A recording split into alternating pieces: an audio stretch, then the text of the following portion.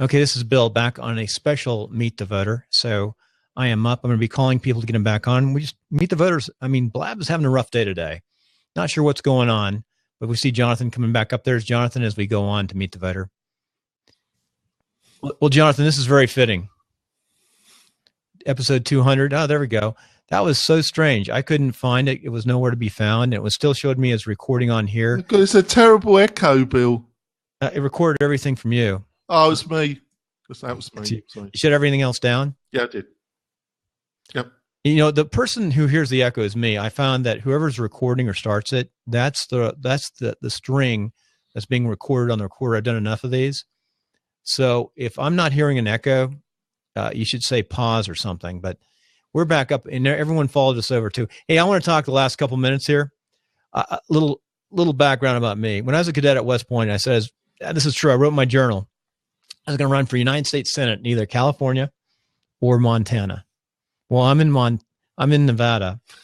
And 6 years ago, when I saw, the elections in 2008, when I saw Sharon Ingalls really get toasted here by the machine, by the whole machine of Nevada, you had several Republicans supporting Harry Reid, 5 of them, big time Republicans, because they all went to Harry, he is the definition of establishment. When you look in the dictionary and it says establishment, government, Democrats, it's got a picture of Harry Reid.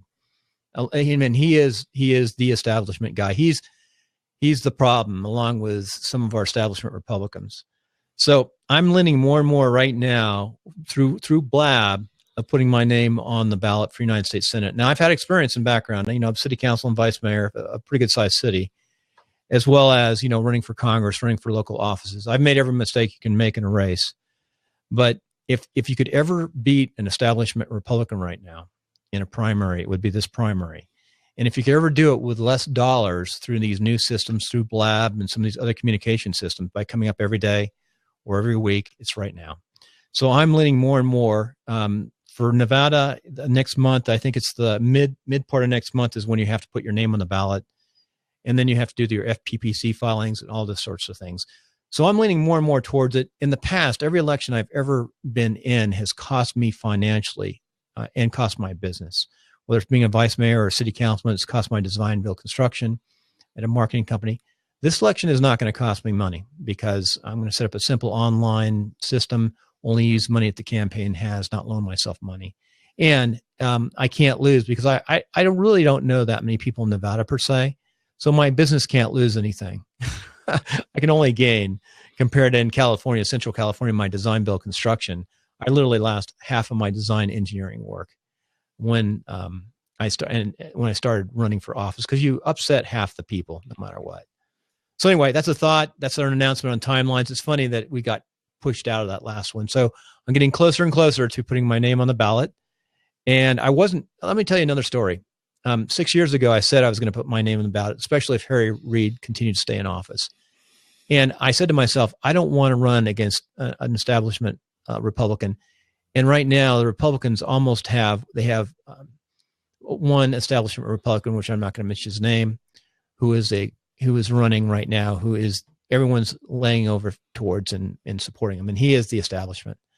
So we'll have to see. We'll have to look at different votes, and we'll just give a choice and see what we can do online. The other thing, too, is I think Blab is a hugely powerful platform that's not being used by politicians. And where else can you go and talk to the people, and they can talk back to you and tell you from right here? It's a great platform, and no one's using it. I don't know if anyone politically is using it across the country. And it's been out there for, 9 months now? Yeah. So they're not using it. We'll see what happens. So anything else, Jonathan? We've talked way too long. That means I got to stitch these things. I'll make some kind of podcast. What takes me time is creating the podcast. Yeah. That's the hours. I spent 3 hours yesterday after a show putting those 2 shows together. At least 3. I spent 4 hours writing some show notes. Oh, yes. Show notes are made. How long did it take you to do those show notes? Well, I had to do the research as well. So you got the research and writing, haven't you? So about 6-7 hours. Yeah, you did a good job. I know that's why I think there's some synergy with that show. That's a good show. Now, if we could figure out how to do that in real estate, I've got a challenge for this year. We're in episode 200. Let's figure out how to make Karen a super duper agent that she is. She was in California. You must have insights now about what you should be doing. I still think it comes down to, making a nice package, doing the same thing over and over, hitting for sale by owners, giving it an open house, but then still having the good foundation. The online social media side is one element of a good real estate agent. It's not all of it. It's just one element. You have to have the personality, the tenacity. I think that's partially correct, Bill, but having a good source of quality leads from an internet provider. This week, we looked at least 7 different platforms, and 2 of them Craig recommended that could provide quality leads to Karen. And then it's really about, that could boost and give her the supplier leads, and also your web presence, your follow through, building up a day. You got to be realistic about this, Bill. She hasn't really been very active, or, I've got to. You got to get out there and hit. Yeah. Well, you've got to build a database, and I don't think either of you have really gone out your way to do that. And yep. I don't see how you can build an effective real estate business unless you're building up your database. Well, let me quick argument here. Building a database takes a long time in real estate. It's a personal relationship. So what I've seen right now, the most important thing is a new agent focuses on, we're not from here originally. We're not from here. No, it's obvious. You get to meet people and slowly meet people. And I think we've been in the wrong places to meet people, and we've done a lot of volunteer work, a lot of side work. But that said, I think you have to go out as an agent. And this is great. We're talking about our good show, our new real estate show. I think you have to go out and hit the for sale by owners. I love the idea of doing a free open house, showing them what we have, because my blog site is robust. The second thing is the expireds. Those 2. Yeah. You get listings. Once you get listings and you work around those listings, those are the people who are interested today in buying property. Well, I do see where you're coming from, but I just think I think there's 3 elements. I think there's the element you've just discussed. I think you can rapidly build up your database if you consistently go to various networking, and you consistently take people's cards, and you consistently put them in a database, and then send out things to them that of quality and value to some extent. I think, you've been here over 2 years, and Karen could have gone to almost every networking event, and by now she would have had quite a large database. Well, and then I also agree with the things you've said, but also getting leads isn't a fundamental problem now, Bill, as it used to be. It's more the quality of those leads. I agree with you there. Yeah. And Craig kind of touched it. If you go with certain providers, there's a lot of follow through, there's a lot of phone calls, and you can rapidly get burnt out. But he pointed out there's other services where you do have to spend a bit more money, and you get less volume of leads, but those leads are of much higher quality. Yeah. Well, let's leave that for the real estate show. We really sidetracked, but we'll talk in more. I'm looking forward to every Thursday, maybe Fridays, primarily Thursdays. And Nick didn't show up today. It's Dr. Nicholas Hernandez's birthday on the 17th. We're going to do a special show. That's a Thursday, on the 18th, excuse me. And we will see you tomorrow, Monday, on Meet the Voter. Not Meet the Voter, but on Timelines, 9 a.m. All right. I'll see you later, Bill. Got to be off. Thanks, everybody. Happy Super Bowl. May the best team win. I guess the Broncos. I'm a Westerner, so I want the Broncos to win. Hey, where's Mike? Let you come up, Mike. Holy crud. There you are. Man, Blab really toasted. I was listening to 2 blabs at once. So Blab really toasted the other show today. Well, it toasted this show that I just was on too. Did the same thing. And we might as well record for a while. I saw some of the stuff going on in Blab too. I think Sunday. I don't know if you want to record, because we're recording right now, which is fine. Well, I said I didn't know if you wanted to, because you never know who's listening. But I don't care. Here's the. I'm tired of politically correct politics anymore. This was last night, and you know what? I just I wasn't even doing anything, and I said, "Let me see what's going on, Blab." And I ended up sitting on there for 2 hours, and I was like, "Holy apologizing today, bejeebers!"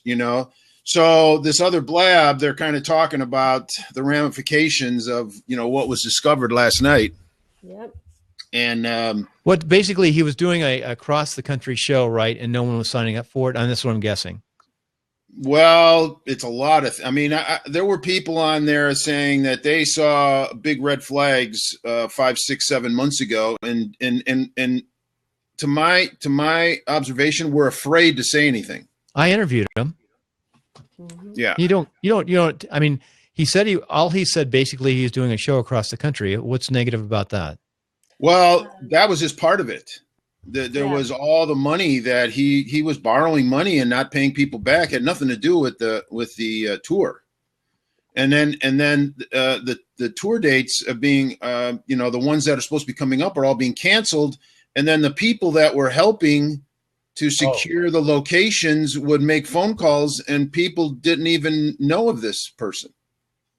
So there was scandal and fraud from the get-go. But that was just one part of it. There were people in the stream talking about money that they've paid him for things other than this that they never got any services for. Like what? Web development. There was a bunch of people that had bought a course and he never did it. I mean, it's just across. How long ago? Recently. Well, I'm saying. Yeah, I've got $55. Like was in July when people met at the Periscope Summit and were upset. At least 6 months ago. Yeah, and some people already paid to go see him, and he would cancel the program, and they wouldn't get a refund. But Roxanne, too, it wasn't so much give refunds. The program was never set up. I mean, the hotel was never set up. I mean, there was never an intention of doing a program. So yes, I mean there were some people that were pretty pissed, a lot of crying. He should be off the show. No one will listen to him anymore. Well, not on any platform. So this other platform going on now is just it. And then I reached out to Jonathan Tripp. I said, Jonathan, we may want to do a blab on how to choose a marketing person. Don't pull out your credit card before you really know what you're buying. It's there's so much baloney with the whole coaching online stuff anyways. And, I can tell you just stories of what my wife ran into. There's a couple other major players that people are going after right now because there's no regulation, which we don't want to go down. I don't think we want to go down that road, but you'd think you'd do it on Blab. I mean, you're talking instantaneously being blocked from anyone wanting to listen to what you got to say. But I mean, there were people literally were going to drive to his house to get their money. So how did he collect the money? Via check or online? Well, some of the people were paying PayPal, and there was someone on the platform last night who said, "Hey, I'm going public," and he immediately refunded her money. And he said, "Are you still going public?" And she said, "Yes." And she said, "It's not about the money." Right. So yeah, I was just like dumbfounded, when I'm listening in and that somebody has certainly a problem and does it on a platform, on all these social platforms that you've just ostracized yourself. Because the one gentleman who does a podcast said, at least go out and you could still provide a product. You could still try to do some kind of training to make up for it, but people are getting nothing. So he was on earlier. I saw him on during Meet the Press. He was actually on talking to people by himself. Yeah, I would be very surprised. You'll see him on any show. You'll see him on anything right now. I mean, because it spread like wildfire. Yeah. I mean, I've been a fortune trying to set up what I'm doing right now, and it's tough. What he's trying to do is very, very tough. All the things. I'm not giving him an excuse, but buyer beware. It takes a lot of work to set up a funnel online system. That's what I've been working on. Even creating the online content is difficult. Well, people were saying that, they got swept up in the excitement. But when you pulled back, he said just the logistics of trying to do a tour at 20 or 30 different cities, when most people that were on here know how tough it is to do just one event. I thought it was a great idea, doing a tour, but you have to have it marketing and set up. And I thought his idea was good. He just didn't have the mechanics behind it. No, and I said that was just one part of it. There was, I mean, he was out there asking for people for $10,000, asking people to help him pay his internet bill because no one paid $10,000 to him. I hope. Well, there were people that paid gave him four figures for things, Wow. And yeah, there were people that gave him money. Well, you know, there's people in the podcast community who are making a lot of money, a couple $1 million a year, and I know some of them, and they're charging a lot for their product, but they're continuing to get people to buy their product. I don't think it's that great in the podcast world, and I won't mention names. I actually like them, but I mean, people are willing to pay those things. Yeah, he had to have a product. Well, here's the thing, and I got to be careful. I've collected $55 for my test product to test my systems and processes, but anyone can get their money back at any time. The most anyone's paid is like $10, the highest one. Well, yeah, I mean, there's conversation that his PayPal shut down and this and that and the other, but I mean, it was just a whole cluster of stuff going on. That I said it was just because you know, you've immediately your reputation, everything gone in a heartbeat. Yeah, well, he didn't really have. Until he started his tour. When was his tour supposed to start? There were some dates already passed, and they've come and gone. So. Who was his sidekick? I forgot her sidekick. Well, she was the one that she was blindsided. Vicky. She was the one that was blindsided with everybody else. She was the one. I think Roberts actually put me down a couple times. She was out there crying. She was out. You know, I mean, this was a 3-hour blab last night. And I've asked people to come on my show who are associated with him, around him, that tour and stuff, and no one would come on. Well, but I don't think anything. No, nobody knew. Well, see, some of these people were starting to pull back. They started to see it. But one of the points that I made that nobody really commented on Let's is change that the topic here. People are afraid to say anything because they're going to get blasted by everybody. What are we going to call a topic here? Blab. Honesty and scams on Blab. Scams on Blab, yeah. Scams on video.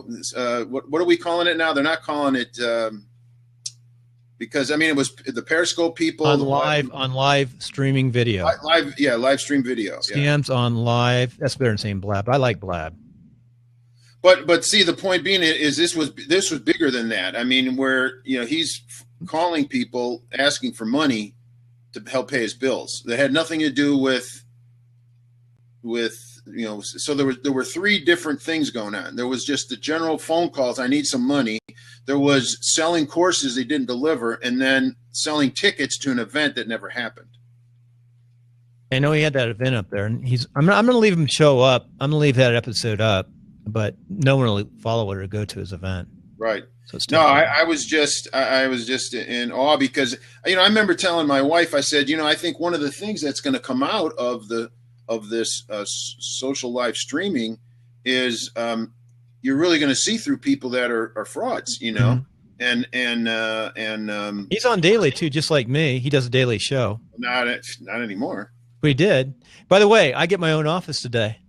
Do you? Yeah, I get a whole room. I've got 4 bedrooms. We decided to move my daughter out of the smaller room, which has got these cabbies, into using the guest bedroom. Okay. When we have guests, she's going to sleep on a yo, which we have a yo. So it'll be nice. I'll finally be not having to move around. When I first got out of the military, I really, really wanted to put all my money and had the money to start a new office here in Reno and do a traditional brick and mortar business and get it going. Uh-huh.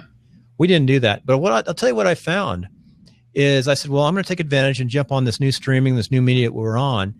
It is only a very few people make any money off of it. It's a lot of hard work, and you got to know a lot of stuff. You got to treat it like a business. So you've got to go out and find the experts in the business, and hopefully it's easy. I think it's easy to get ripped off in this environment. Well, that one of the points I was making is that so many people are struggling, and when they see a little bit of glimmer of light, they pull their credit card out. Well, I wasn't necessarily struggling. I actually make a lot of money when I was overseas. I'd planned on doing one more year overseas, which I wish I'd done. I'm saying in respect to. I'll be right back. I'm gonna get some coffee. Keep it going. Stuff that people are struggling, and then when it doesn't work out, or they don't get what they, what they're planning on or what they hope to get, they're afraid to say anything. Yeah. So I know we only got a few. The very best thing about Blab is, I'll tell you what, I like you and the people we know.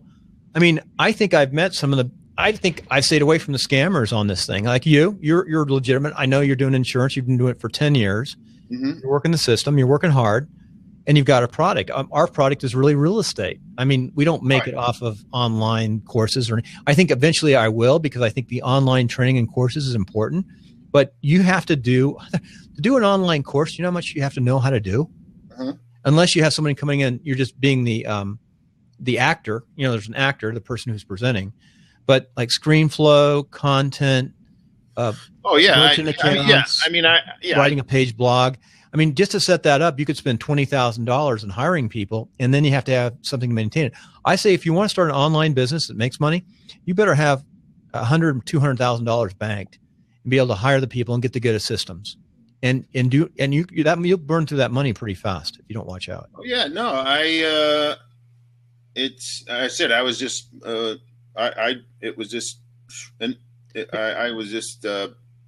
Have you ever looked at Pat Flynn or John Lee Dumas?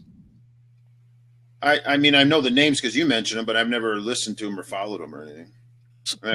Pat Flynn's really well liked. The one thing they do, and it's questionable, is they do, and I guess it's exposure. You got to be careful. They do. I love Chicago. Okay. Hey, I'm watching the comments. They do monthly income reports. And see, EO Fire. If EO Fire, you go to watch. I'm going to drop this link. The other thing that was interesting, people were putting up a link that apparently he had claimed that he was I'm going to say successful real estate person, and people are putting up links that they can't find any kind of, that he had any licenses. I mean, it just got deeper and deeper. Really? That's really scammy. Yeah. Well, you look at his house and how he's living, it looked like a little room that he was in with. Yeah, I said it was just so. I said I flip over to this other blab, and they weren't bashing. It was just more the conversation of how do we protect ourselves, and then put your credit card in your pocket. Well, remember we were talking the other day about so many people. The number one blab thing people are watching is that Sheehan is the kid who's the pharmaceutical company who's he's sitting there playing a guitar. That's impressive. Why do so many people watch him? Like, he was the top show. He's constantly the top show. I saw that, and I go on, and it's a bunch of kind of 20-somethings, and he's sitting there playing a guitar, laughing that he's got to go to court. And it goes on and on and on. I mean, there's literally hundreds of people watching him. And then this is, you know what? We could have our own little police here. The blab police. No, I see Hillary's on it. She may have some opinion on this, and I know you've interviewed. Didn't you just interview her last week? Let's see. No, my system is not working as well as it should work. It's really weird. Blab is not working. Said nope. I thought I saw you. I didn't interview. But my system is not working as well as it should work right now. We're recording, but when I pull up the names, I cannot pull up. My blab has not been working well. Is yours working? Can you go up and tag the name and get the Skype address? Tag the name. Go hit the little icon on top, the favicon. There, now it's working. It wasn't working a second ago. It's barely working. Folks, this is the second show I did today. We're doing Meet the Voter, and had to completely cut it off because Blab was having a failure meltdown. Or make me the host, because that'll definitely make you the host. I should make you. Yeah, that should be standard right away. Yeah, I'm doing better on recording since that last show I did last week. I didn't record for 2 sessions. No, I have to say, Hillary, I've seen her on a lot of different shows. I've listened in on her blabs, and I don't know if she was aware of what happened or what came out last night, but there's Hillary. Hi, Hillary. I'll follow you. Yeah, people in blab could police themselves somehow, and then you got to be careful. Podcasters do somewhat policing, not a lot. It's kind of interesting. There's a handful of people that monopolize podcasting who are trainers, and they sort of police internally. And this was, I was using the word, Bernie Madoff, kind of thing. Yeah, I think it caught everybody. But the other thing that was surprising, there was somebody who said he knew something was up like 6 or 7 months ago and didn't say anything. Well, I interviewed him. Let me see if I'll find the interview. If I go to timelines, I'm going to put his interview in here. Here's my timelines interview. You go to timelines of success, and you just put what was his first? I know his name. It's it's up to you, but I'll put a link in here. I'm just putting his link in. This is all recorded and all public. What's been put on there. Crap, I can't think Right. of his That's name. why I said I was just sharing His first name? Give me his first name. the blab from last night. His first name. I know his name. What's his name? I know his name. Gosh darn it. I'm doing a brain dump right now. Mike, tell me what's his first name and his name. It's public. You can't get in trouble if you're just putting stuff that's been trouble. I said I refer people, hey, listen to the blab. Let's see, that's the blab right there. If I pull it up, it'll screw up the system here. Oh, yeah, right. Okay, got it. Here's the episode. I couldn't remember his name. All I have to do is put in Robert. So I go into search, and I'll go through these. I'll find him. I love my search engine. I talked to him about his red. So here's the interview I did with him in September 18th. No, here I see Cliff's on. Cliff was on Blab last night. So there's the interview I did with him right there. Robert Sheehan, episode 119, 119. Hey, I'll have to listen to that again and listen to him and see. Because I asked him some pretty good questions, I think. So success in life principles were engagement, build relationship, take it offline, and follow up. That's his Facebook. We're going to look at his Facebook right now. You can go to that link I just stuck on there and hit all these links. 216, the social, there's a Facebook. I like his cover. Looks kind of nice. Yeah. Your only limit, and when's the last post was February 4. That's been a while. So he hasn't posted much there. February 2nd.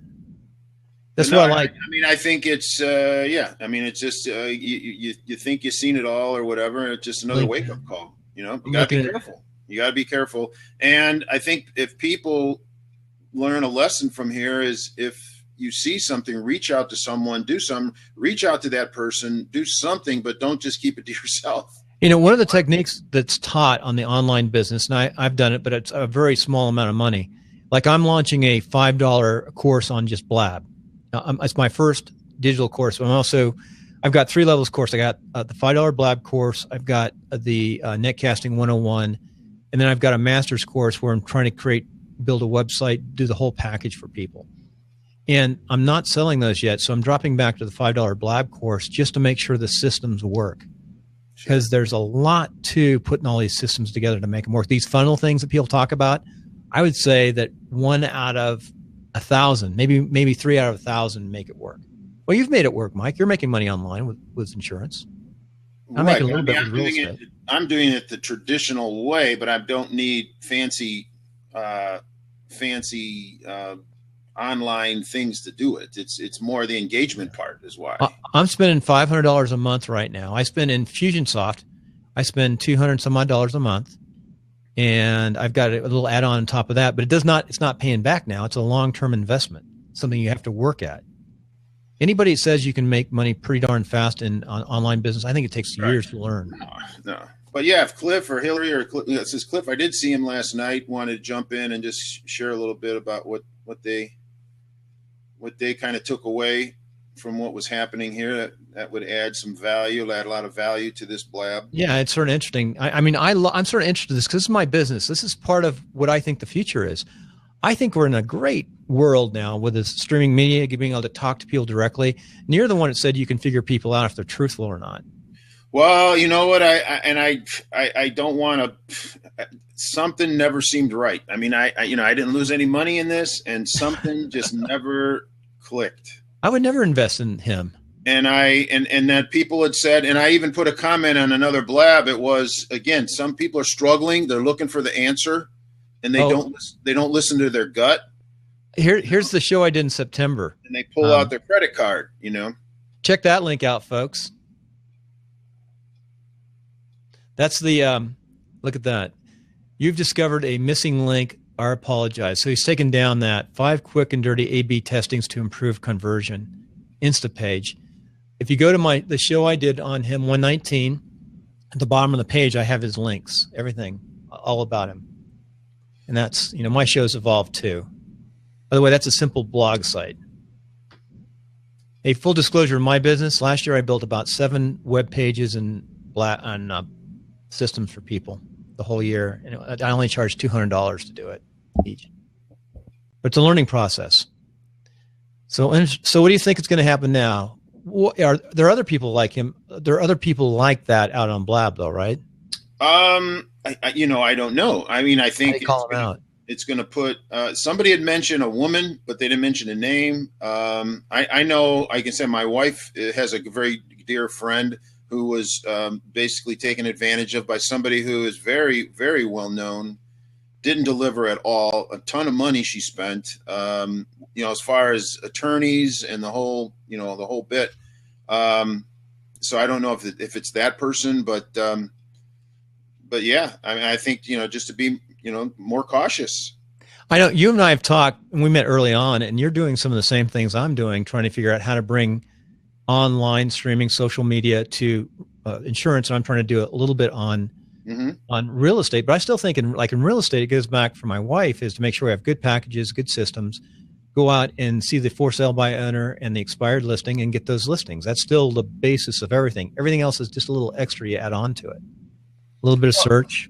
Well, and in respect to me, as far as insurance, when we get to that point of sale, we're on the company's site. It's not, they're not, we're on Transamerica's site. We're on Banner's site. We're on they're putting their information on there, and then there's checks and balances where they have to do an electronic signature. Or, I do have people that just say, I want a paper application, so I got to print it off and mail it to them. But yeah, I mean, I have no apprehension or fear that someone is going to feel that, oh yeah, let's let Cliff in here. Hey, what do you think of these courses where people go and spend like $2,500, $5,000? Oh yeah, well, there's a lot of people that did spend that money that got zero from him, though. Hey, there's a lot of people who courses like that. Well, I from what I'm understanding, they didn't get anything. Yeah, that's really bad. When was this course supposed to start? The tour? You're talking about the tour? Yeah. Cliff, I don't know if we can hear you. Oh, there you go. Can hear him. Check. I gotta turn up my. How about right now? You're fine, Cliff. You're good. No, perfect. Hey, what are you using for gain? You have a mixer? I actually just got the mixer last week, and so I'm great. trying to figure out what I've got going on here. And are you using a mix minus then with a mixer and an ATR 2100? I got the 2005, which is basically the same thing as the 21. It's better. I think the 2005 is better than the ATR 2100. Yeah, it seems to be a little bit, but So Cliff, I picked up the Yamaha MG 10XU. So I don't know. You know what? I looked at that same one. I think the best one. It's a USB. Yeah, it is, and it's not challenging at all. Once for you and I mean, we do this. We push knobs all day, right? Yeah. But it's it's a little overwhelming for most people, but it's a great unit. I'll show you guys. No, I agree. I came very, very close to buy that. Instead, I had two mixers. I had a big mixer. Yeah. That's perfect for what we're doing. And it's solid. Yeah. I think that's to me, that may be the best mixer to buy. Yeah, it's like, and you can do a kind of like a dun, dun, dun, dun, dun, dun, dun, dun, this kind of a Jaws thing, or you can do a Star Wars theme. I'm using right now I'm playing around. I'm using a Scarlett 2i2. Maybe that's good for remote, but for what we do here, Bill, and I think we talked about that about a month ago. It's not good enough. I don't think you should use. Yeah. What are you using it for now? Paperweight. Yeah. I might use that in the field though. Yeah, it's a good little unit. There's nothing wrong with it for that kind of stuff, but you can't mix stuff back in. You can't. There's so much you can't do relative to a soundboard like this. About all you can do is put two mics in it in the field and interview two people at once. Right, and it's really handy for that small. And then you can listen. Yeah, but this is a pretty good size. I mean, it's I'd say it's 12 by 10. It's not small, but it also has two things on the bottom. You can actually mount it to a with the right adapter, which I bought. I haven't even opened it up, and put it on a mic stand. So Cliff, if I recall right, you're from Boston, right, or somewhere around that area? Yeah. So Cliff, what do you? I was going to say it was kind of a punch in the stomach, huh? What's that? This what happened here? It's tough for the community, but I think we are all everything is a learning experience. If we and that's the best thing we can look at this as a silver lining for the community and everybody to kind of step back and say, okay, just because somebody's in front of the room making a lot of noise or trying to be a leader and looks to be that. it doesn't give them a free pass for doing these kinds of things. And you guys hit it on the head a few minutes ago. I was on my mobile, so I couldn't call in, but that this is a kind of a wake up call. And I love kind of a shake up once in a while. And it's hard that people have been taken, especially Vicky, down a road, and that she wasn't alerted more succinctly. And people were trying to protect her, and I think we have to learn from that. I tried to interview some people around him, and she's one of the persons I tried to interview, and she never come back with the interview. But I said I don't think it had anything to do with what happened. I'm a legitimate show every day. Yeah, I'm better. I don't say I'm better than him or anything like this. I'm not trying to con anybody. Yeah, you're wicked delayed, by the way. Your video is delayed. If you want to. Why is that? I don't know. You're way delayed. Okay, I'm going to get off and back. Yeah. So Mike, well, he's refreshing. Yeah. So this is an opportunity for anybody, not even outside the community, who may come in and experience this, not to so much get a black eye for online marketers and so forth, but we have to be more aware and do a little more homework, and also alert other people. And you're in a community, and there's somebody running around with Molotov cocktails in their back pocket. You got to let somebody know. Sure. Especially when they're so exposed like Vicky was to this. And I knew nothing about it. All I knew that there was something brewing between two people. That's all I knew, which was Vincenzo, which came out last night from Mike DeAngelis, Landino. And the only indication I had there was anything awry was that that he didn't want anything to do with Robert on the Blab Awards that we were doing. That's all I knew. And I didn't question him. It's his private thing if he wanted to come to me or anybody. And so I didn't hear anything about it. And then there was a lot of scuttlebutt and talk in the background, but nobody was telling Vicky. They all wanted to protect her. That was the worst thing to do, because now she had done a lot of work for this tour for herself personally to rearrange her life and spent all kinds of, invested time, delayed things, put off clients. And there she is. So she's all exposed on this and looks to be somewhat culpable, but she wasn't, and she, so she took the brunt of it, I think, for a lot of people. A lot of people put a lot of money in his pocket and did not get much of anything back at all. And so there's the crime. But the point is that no matter what people look like, if they're one of the things that I never resonated with Robert personally, and it isn't about me and my sense or whatever. I've got a good sense about people. Because I've been studying people for 40 years intently and looking at and seeing their body language and so forth. And this is another thing about this platform, Bill. I think you mentioned this. This is a great opportunity for us to kind of relearn or learn for the first time how to sense from upper body and facial expressions who's really authentic and honest and genuine. And I love it because this kind of cuts away all the BS that people have been hiding behind. Like Bill said, there was somebody that got, or was it you, Mike, that just got railroaded for a lot of money by somebody pretty well known in the industry because they hide behind curtains of post-production and money. Yeah. And you can look a certain way on the internet in this kind of environment if you're hiding. I mean, Tony Robbins, if he wasn't on stage all the time and he had his kind of money and influence that he picked up from selling books over the years and tapes and never went on stage, he could be a multi-billionaire, which he might be, but we would never know if he was authentic or not. But he gets on stage all the time and does his thing so people can either resonate with him or not. That's not what we're talking about. We're just talking about authenticity, whether or not he delivers the goods. Does he really give or does he bullshit? And he's a giver and he talks about giving, and that's what really comes down to it. What happened here is Robert, for some reason, I don't know his backstory. I'm not here to judge him as most of us are. There's a lot of pain in the community right now because we've been defrauded as a community, and we've been misled by a gentleman who was leading the charge in, he was jumping on Meavy, he was here for Periscope, and he was out in front. But just because somebody's in front of you and making a lot of noise and saying a lot of stuff and sounding like they know what they're talking about doesn't mean you should give them money or not check them out. And if they wrong you, you need to let somebody know, especially somebody like Vicky who's in the midst of this thing. Let me ask a quick question. Okay, I'm getting it now. Can you guys hear that? You get an echo. I'm going to have to talk to the Blab folks because I've been delayed all week. See, I'm delayed now even. You are, yeah. But let me mention something while I refresh, and you guys can mention this. But, we talked about earlier, building the funnel, building the platform, understanding how to do WordPress, all those things that we do. I do a show on WordPress, and it's one of the top shows with WP Tonic, at least on iTunes it was. But I have all the top people across the world on that show, and I know how tough it is to do it. It's not easy. It takes a lot of hard work. They build the funnel, build the platform. Now, you can buy it, I guess. If you're a good manager, go out and buy those platforms. But there's a lot to it. And he just didn't have the oomph to go out and build that foundation behind his business. The platform, the funnel, the people, the wages. You got to pay people to set stuff up. So I'll let you guys talk about that, how much work it really is to set up a real business. I just wanted to mention here, part of what I see, I'm not in the online coaching arena. I'm not into tools, techniques, plugins, any of that stuff. All right. I'm looking to learn those things. And what I see is that there's a lot of people struggling out there. There's a lot of people trying to figure it out. And they'll buy a package, they'll buy a program, they'll buy a coaching thing, and it doesn't come through. And they're afraid because they're just a little person, and they're afraid if they go and say anything, they're going to be blackballed, that no one's going to listen to them. Right.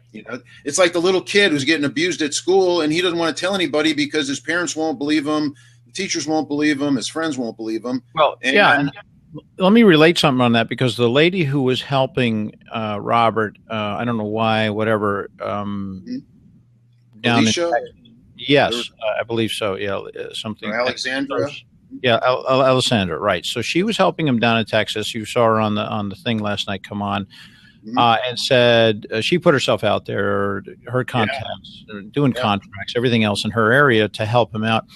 And the bottom line was that when she went to people, for those people who didn't see this, she went out to people and started questioning Robert, and they looked at her like, "Who are you?"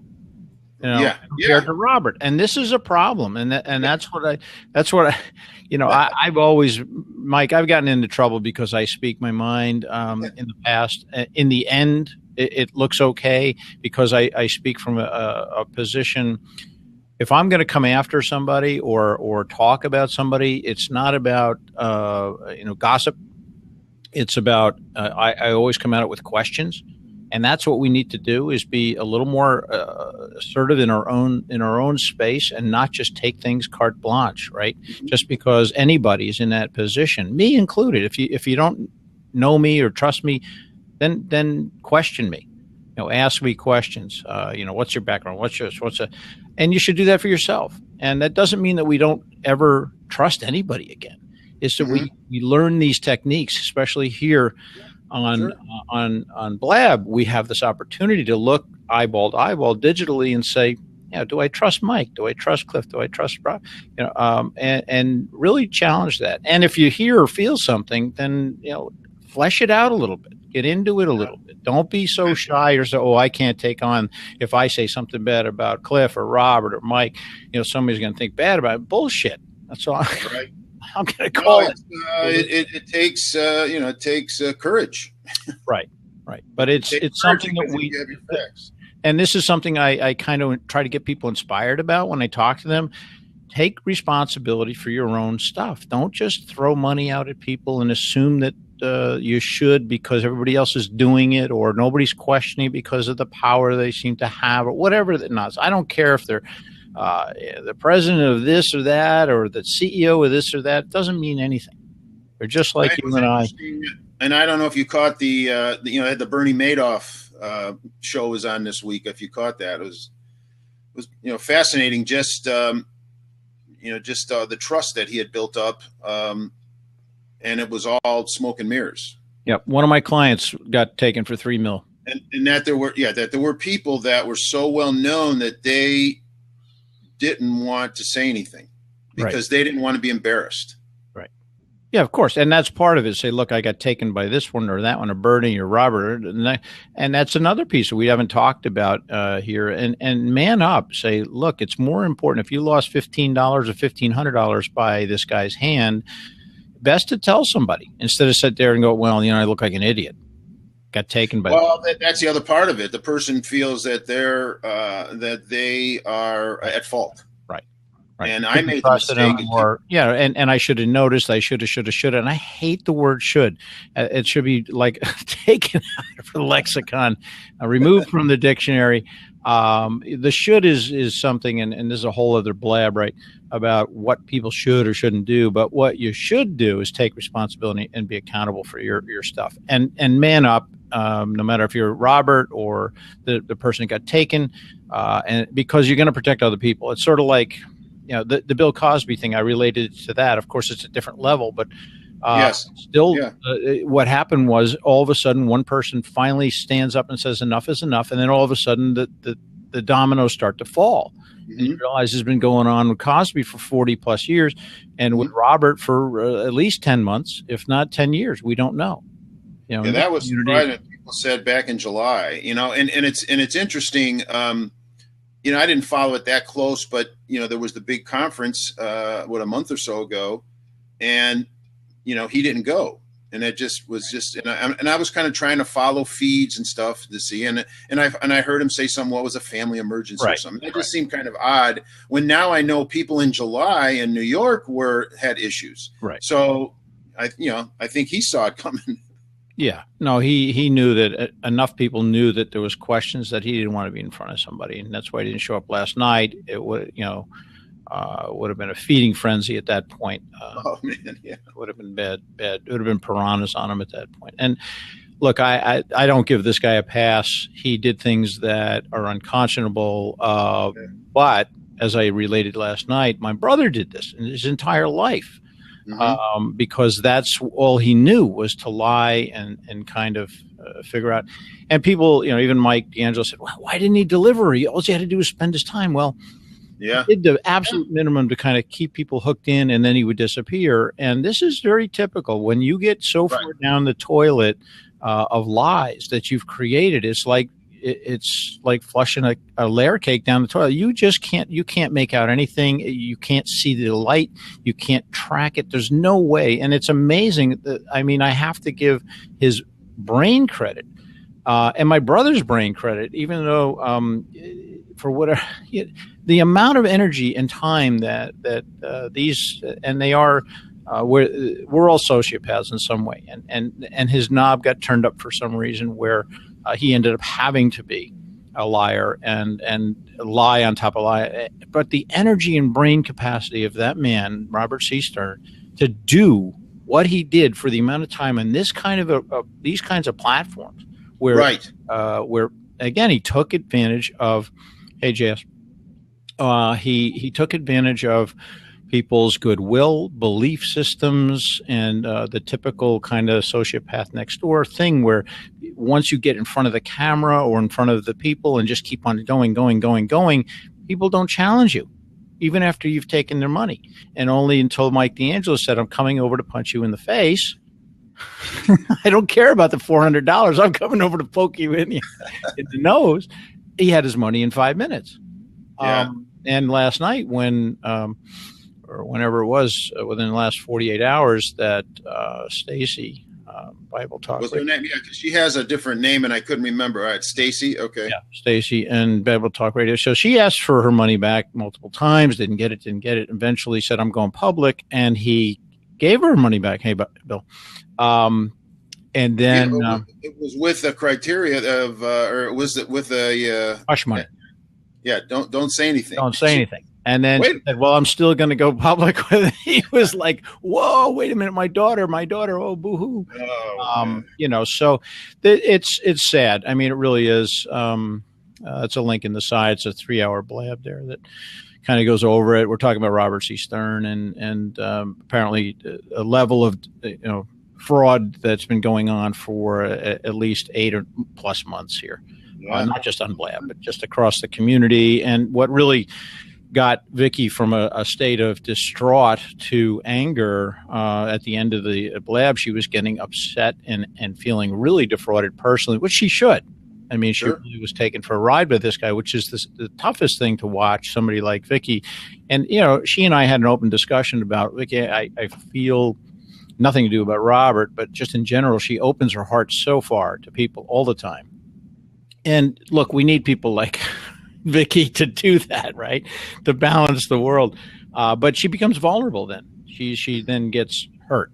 And it's hard. It's hard because a person like that wants to give. and here's a person that is just manipulating. So she saw the lies and the layers, and my power is out. And she actually heard here's the trick: 3 people, including Mike DeAngelis, have been taken in by. Now, Vicky didn't give him any money in this case, but he gave people, at least 3, probably 3 dozen people, the same story. I can't pay my internet bill. I'm at Dunkin' Donuts. I'm trying to get Wi-Fi. Can you help me out? And that's where Mike gave him. He paid directly. He didn't give him the money, so he paid directly the bill to the internet service provider for Robert C. Stern back in June or July. Well, yeah, see, Mitch just jumped on here because I know his name came up as far as what people can do. So I don't know if Mitch. Mitch, if you want to pop in, if you're willing to do so, I appreciate it. People were asking for you after you left yesterday. I'd love to have you in the conversation to kind of guide the community a little bit about things like this going forward. Not so much about Robert directly, but no, I think just the lessons learned here are bigger than that. I think going forward, the things that people can learn to make them more aware of those maybe 1 or 2 more questions to ask, before they get their credit card out. This reminds me of politics. Yeah, we can read Mitch Jackson's thing. For those people listening to the recording, Mitch is with family today. It's Sunday. His thoughts: Robert's mea culpa was ridiculous. I'm not sure what mea culpa that was, but apologizing is one thing. Bringing his daughter into it to gain sympathy over purported anonymous email is just wrong. Displays a typical textbook con man move to distract the audience from the real problem. He is not brave or a hero for coming out with this morning's blab. Okay, so I didn't see that. He was caught and came up with a deflective response. It's not okay. The takeaway is that everyone needs to do their due diligence in business. Thank you, Rich. Repeating basically what we've been talking about here so far, in that you need to pay attention. Just because somebody's in front of the room making a lot of noise doesn't mean that they are what they seem to be. And it's the. No, I think I mentioned the due diligence, which again, I go back to the fact that people are hurting, they're wanting to make money, they're suffering, they see something that looks good, it's flashy. Here's my $199, my $149, my $79. You got to do it now in the next 24 hours, and then it doesn't work for them, and then they feel it was their fault. Right. Well, people are going to do that. And they're desperate, like you say, and going back away from this subject to the core of what people want to do online. And, do they buy a course from Bill or Mike for the next person or Cliff? And will it do? Yeah, they hope so. And a lot of people can't invest the time. They're over their heads, like Mike was talking about. I'm saying that I know how much work it takes to evolve and learn. You need to start with like WordPress. Learn the basics before you jump in to make, we're not going to make money. Odds of making money on the online business, jumping out of nowhere is almost non-existent. Yeah. And thank you, Mitch, for weighing in, and Tom Kern's in the room. I'm not sure if he wants to pop in or not, if he's still here. Good to see you again. And, but thanks to Mitch for weighing in, but I didn't see Robert's mea culpa today. And, I guess it's on record. We'll go. Somebody can put that up there for a link if they can find that. I saw it for a few minutes. Hey, I want to mention something since this is my political day. I see the same thing. Like, can you hear me okay? You're echoing here, Bill. I've got everything off. I rebooted. What do you think's going on? I've had a hard time the last 3 days on Blab. Mike's echoing from me. Is it Mike? Hold on. Mike might be creating. Let me quiet him for a second. Yeah, go ahead. I just texted him out. It might be Mike. How about that? I got Mike. In there. It might be Mike. Hey, let me tell you something real fast because I've been in politics is one of my passions. I started in my 30s. I ran for Congress against Gary Conrad. I'm a West Point grad, run a successful design build construction company, real estate company, all these different companies. And I got an awakening. I was nominated. I was one of the young Republicans in California, written up on Time magazine. And I ran against Gary Condit. And Gary Condit was a terrible congressman, terrible guy. And we had the background and information, but the establishment, and one of the guys was John Kasich from the Republican side, propped him up and kept him in office. That's one of the guys. I'm just telling you how it works. Yet Gary Condit later on got in trouble with interns. Well, we had all of his social background, how he acted, how he took care of his family was terrible in that aspect. I don't know if you know who he was, but Gary Condit was one of the congressmen who right before 9/11 got in trouble with an intern who disappeared. Okay. I lost to this guy. And I'm a Republican, safe Republican state. He was a Democrat. He was a blue dog Democrat. They needed his vote to pass the budget that year. John Kasich did. And I actually had a good chance of winning that election done right. And I put a lot of time and effort. But I got screwed and lost to this guy who I can't, I'm going to say. Yeah. Another time, too, is I was the system in which we live. But we have one last thing. In a primary, I was activated for the war in 9/11, but I was going to rerun for that same seat. And the Republicans put a guy who had numerous DUIs, married 5 times, who had been a state senator, but his background, and also had been thrown out of the Navy as an E1 after 8 years. I mean, it doesn't make sense who we elect for politics. It's sort of like there's some similarities to this online business. I mean, that's I'll get off this sidetrack, but look at the politics right now going on in the Republican and Democrat houses. I talk about Hillary Clinton. I worked in the intelligence field a bit. Had some clearances, and I worked under both state departments in a program. And what she did would put all of us in jail, and everyone knows that. There's 100 FBI agents know it. There's people like me who know it, but she's out there, running for president. Right. So it's a messed up system. I mean, that's enough for 20 or 30 blabs worth of 4 hours each, right? And that's what we do on Sunday. We talk about politics, but I'm saying it's torquing me off. Yeah. Well, I mean, we've got our own story inside the community in which we can control to a degree. And I think there's, as we've talked about, there's a couple of lessons, takeaways here. Just because somebody's in front of the room and kind of revered a little bit by the community doesn't mean that they're above reproach. Now, in Hillary Clinton's case, maybe they are to some degree, but she may lose the election based on that. She might go to jail. If she gets nominated. She might go to jail. Yeah, I mean, that system is so corrupt, and that's why I'm not in politics. That's why I'm not a lawyer. Sorry, Mitch. I would love to be doing business like you're doing, and I really appreciate Mitch Jackson because he is one of the few lawyers I've met, and I've told him this directly and in public that has a conscience. He has a desire, and doesn't mean there aren't other folks out there in the industry in his seat that are looking for the little guy, and it's not all just about making money or taking advantage of the system. But I've seen such a twist, especially in divorce law, not only in my case in the past, but more so in other people's cases, and specifically a friend of mine that I'm working on and with, that the system is so twisted that it isn't about justice. And, I thank the powers that be that there are people like Mitch that are staying in that zone and staying in the situation to take care of people who are being abused. I mean, somebody's got to look out for those folks. And thanks to those lawyers that are doing that. There's some pro bono folks out there. There's people working for the system, within the system, to take care of it, to try to keep things kind of level out there. So, I appreciate it. If anybody saw, Ed put the link in for Robert's. Right. Yeah, I'll take a look at that later on. So that's up there. But to stay on kind of topic of where we're talking about, what would be something that we could share just to make people alert, things that they need to do going forward when they're looking to buy that program or engage with somebody online? I think we can police. We can do a little bit of internal policing or question things. I mean, I interview a lot of people. You know that. I put a lot of requests because I'm trying to do a daily interview. I put a lot of requests out to people. It's funny, some of these scam folks, Robert did interview with me. I can say that for him. But the people around him didn't, which is kind of unique. Some of the people I thought were interesting. Yeah.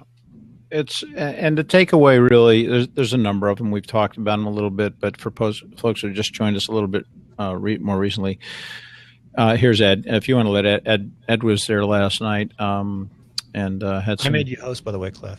Yeah, so I don't have my fingers in there. I'm thinking. Hi, Ed. But hey, Ed.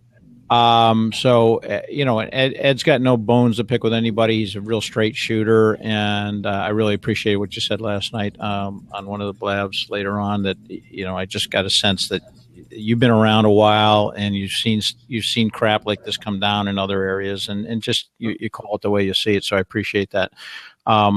So I think, well, let me turn it over to you, Ed. I mean, give us a roundup of what our takeaways are here. And it's not about Robert right now. It's about the community and what we can do to help each other going forward, I think.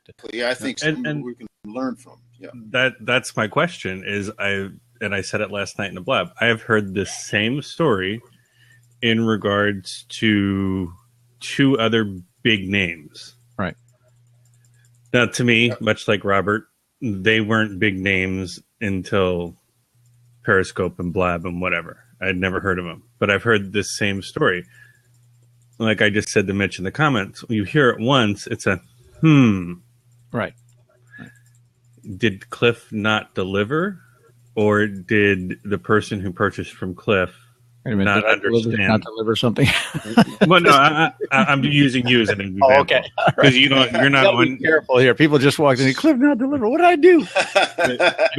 You're not on here hawking your illusion. See the illusion back here of a green right. screen? Yeah, a green screen. But you're not on here hawking your wares like people have said. So is it the first one is did Cliff not deliver, or did the person not understand what Cliff was delivering? Right. There's a difference there. But when you've got 6 different people coming to you, and I caught a lot of crap after I jumped off that blab last night over this, when you've got 6 people saying the same thing and the money is different and the course that was promised is different and the money circumstances. Yeah, but it's the same course, but the course went from being this big of a course to being this big of a course, and the money followed as well. The money grew as well. So when you see 6 people, now there's some fire with that smoke. But here's the thing. I don't know this firsthand. I've got 6 other people telling me this. So do I have the right to, because there's that potential for misunderstanding, do I have the right to ruin Cliff's business and say, hey, Bill, hey, Mike, Cliff promised me this, gave me this, or simply didn't deliver, which both are true in this instance. Do I have the right to ruin Cliff's business and come to you and say that? Cliff who, they're saying. I'm using Cliff as an example here. You got to be careful because people come in the room and then they're going to like, well, what are you talking about, Cliff?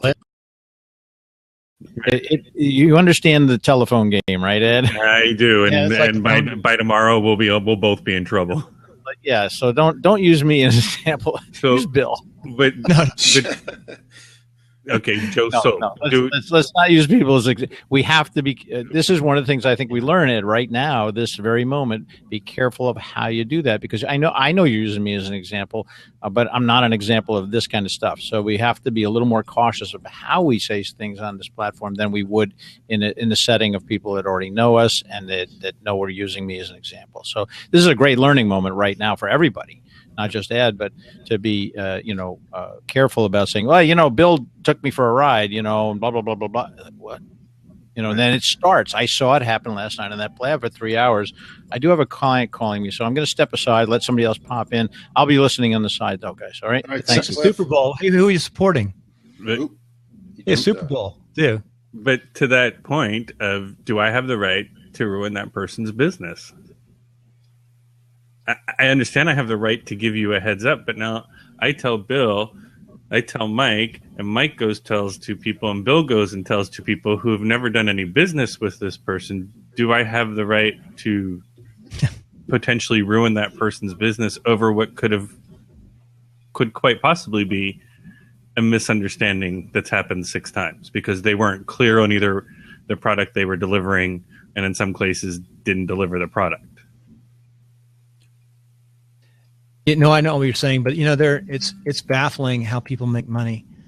It is online, and I've watched it. I'm come from the podcast side. I'm enamored with podcast training, but my traditional money is still made from a military retirement, and then also from a business, real estate, and we had design build for 25 years. But the online business is so strange, and it's changing. The online streaming and the platforms. I mean, there's just no rules. It's moving so fast, and you buyer beware is still there too, and right. Honesty and integrity is tough. But I compare politics to what we're doing too, because you don't know what you're getting with half your candidates, or the oligarchy, the establishment. Look at the banking industry; they ripped off every American out there. Period. The establishment, both Republicans and Democrats, the establishment, and that's why there's an anti-establishment kickback right now. Right. And what's funny? Why aren't we seeing politicians on Blab? That's a question I have out there. Actually, because you can't hide. Everybody says that, but Hillary Clinton did broadcast on Periscope. It didn't go over well. That's not Blab.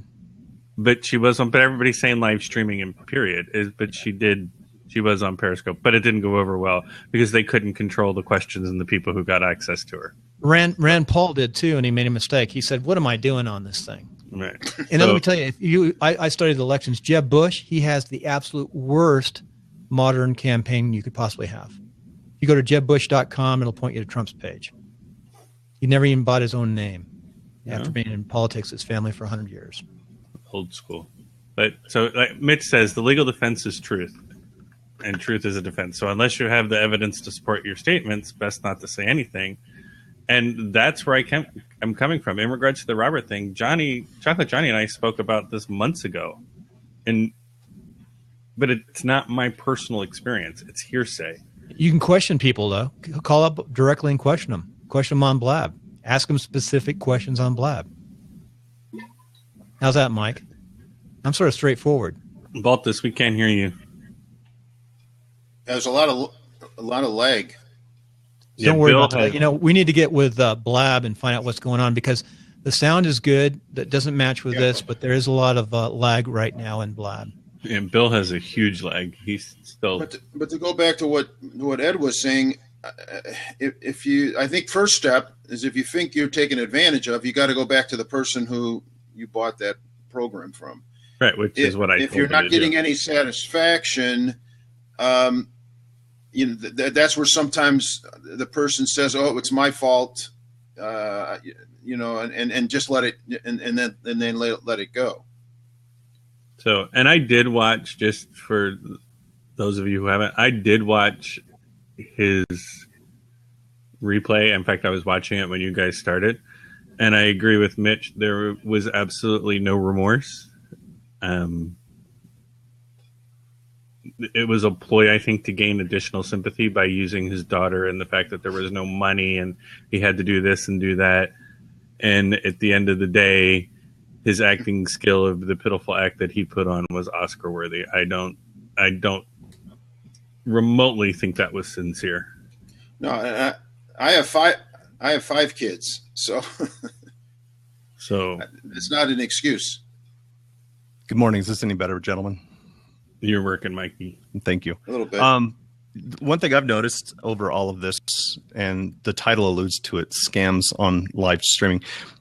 Internet marketing has been rife in internet marketing for a long time. We haven't had these platforms that are very public, very open. It's been webinars and some things. So it's someone behind the mic, someone behind the keyboard. And there has been opportunities where people have not made money or have a nefarious business scheme to it, or just an event that went south because of poor planning and poor execution. And I think what's happening is the advent of platforms like this, we're now becoming more aware of those players that are out there having trouble getting their business launched, and getting it up to speed.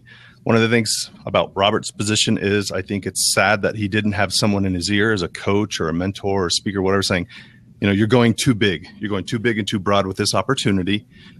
Dude, pare it down. Good. I mean, maybe 4 cities. Maybe just do 4 cities. If it looks like the sales are lagging, pare it down. It's okay to admit that, hey, guys, I'm going to pare this down because I want to give the best product available to you. My sales have not been where they are. So in order to prove the product and the model, I'm only going to do maybe 3 cities or 4 cities. And that way he would have been able to save a little bit of face, maybe work those contracts out that he needed to align with other resources that would help him generate good product and deliver value, and still have a safety net for the business or brand, i.e. himself. That's kind of the way I look at it. Yeah. Well, and to your point and Ed's is, if you saw it going south, the sooner you jump out there and say, hey, guys, I need to take a different direction. I'm going to make it all good for you. Could have eliminated a lot of this as well, as far as if he was sincere and had integrity as far as what was happening. So I don't know. I agree with you. You're right. Mitch Jackson, you're right. You're a lawyer. You're right. I take the high road, and I hope that everyone's working on good intent. You're right, Mitch. You've seen the worst of humanity. You're a lawyer. You've helped defend and you've helped prosecute, and you've looked at both sides of an equation. I understand that. And from law school, I understand that too. The law is not black and white. It is ripe with gray matter. But I would like to think that maybe if he would have had that coach or that mentor or someone in his back pocket saying, man, this is the dumbest idea in the world. pull back the reins, maybe it wouldn't have gotten as large as it would have. I don't know. I'm also a parent of a child, and if anyone threatened my child, believe me, I don't think, to a certain degree, there was acting, because you could tell by some of his body language. He was shaking, he was visibly upset. Some people say it was an act. Okay, whatever. If someone threatened my child, though, I probably wouldn't be talking about it on social media. I would be contacting the authorities and looking for other avenues to help me with my plight. But I don't know. It's just been out there for a while, and I think the advent of social and platforms like this, live streaming, has bring a lot of some business propositions that haven't really come to fruition. They bubbled up, and we're seeing it now. So, and Evan's right. Anybody who's done any type of an event, you can't spend money before you've taken care of everything for the event. So to spend your pre-sales on living expenses, you're setting yourself up to fail. And he admitted in his thing that he did that, and he got caught in the quicksand. Yeah. My problem with him using his child, and whether the threat happened or not, I don't know. Yeah, I don't know. I've been on Blab for a while, so. And Mike, you know, I'm a bit of an asshole anyway. So, but Ed, what you're saying, that was the definition of a Ponzi scheme. So. Right, but the using your child to gain sympathy during your apology is what struck me as inauthentic. Yeah. Anyway, you guys have a great day. I've got to go get ready for an event this afternoon called the Stupid Bowl. So yeah, I don't know what that is. Mike, you have been on Blab for a while. I have been on Blab since basically inception, yes. So I've seen the highs and lows of Blab. I've seen drama, trauma, and goodwill. You know, and yeah. So yes, you're right. You're right. How did you find it? What drew it to you? I actually came in through Slack through the developers. I was working with some guys from Meerkat at the time on a dev team, and they said, "Hey, let's go over here and check this thing out." And so it was Sean Furcon and the Monkey Inferno team working on a platform, working on this device. So that's how I kind of came in through the dev. So I came in, kind of slid into the back door. Okay. So, hey, am I still I am delayed. I asked for Blab help to come on. This week I've been delayed quite a bit. See my sound and my voice. Any ideas out there? Viagra, Bill. Viagra. Viagra. No, Red Bull. I don't know. Is it my internet provider, or is it something? What's going on? Why is my account delayed? There's always, with all honesty, before I get out of here real quickly, you're not the only person, Bill. It's had a lot of problem with this. I noticed that today I was on a Blab with some social media people the other day, and the comments weren't even showing, and only one person in the comment feed of 5 or 6 were even seeing what we were typing in. And I've called Jason, and Jason's been also, Jason has been absolutely amazing, working his tail feathers off because of either WebRTC or Google or what's going on in the back end server issues. I don't know. But the dude has really, truly been working his tail feathers off a lot these last couple weeks. So thank you, Jason, publicly, transparently up there. Blab Stud, thank you very much. You always come in when I ask, so I do appreciate you, and I wanted to put that out there publicly. So thank you very much. But yeah, the platform's been having some challenges. So San Francisco is a busy town today between Santa Clara and San Francisco. So maybe maybe the bandwidth is being sucked out from the Super Bowl. And by the way, Mike, just so you know, my wife, an avid diehard Bears fan, bro. There we go. she bleeds the Bears, dude. So anyway, you guys have a great day. I hope resolution is found for all parties in a positive light, as best that can be served. So that's it. Guys, have a great day. Go Broncos. Go Broncos. Bill, it's actually been happening, and it seems in all the Blabs I've been in the last couple of days, always one person gets the delay bug. Yeah. Well, I do a daily show and I do an interview. The sound is good, and I put it up on podcast. So, yeah, you're really delayed now too, Ed. But with that, Ed, what would be your advice? Somebody who's out there, they're looking to buy a program, they're looking at somebody. What would be one or two things that you would share with somebody before they pulled out that credit card? For me, I'll give you guys a perfect example. When GoPro launched with Periscope, there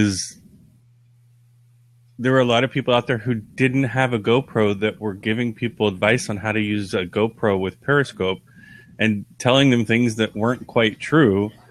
Go look around, do your due diligence, go look at other people. I work in a very niche part of social media, and I work in entertainment, but I have all that GoPro crap. So I know what a GoPro can and do and won't do.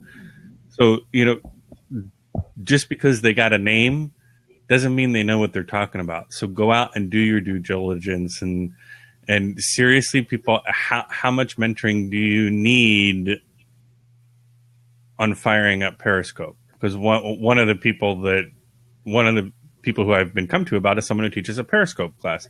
Like, other than setting up your profile, there's no magic cure to get followers. There's no magic thing. You've got to play with it, just like you got to play with Twitter to figure out what's the optimal time for you to broadcast. And so just put everything down, slow down, do your due diligence, look at what people are talking about, see what other people are saying, see who's giving you the information.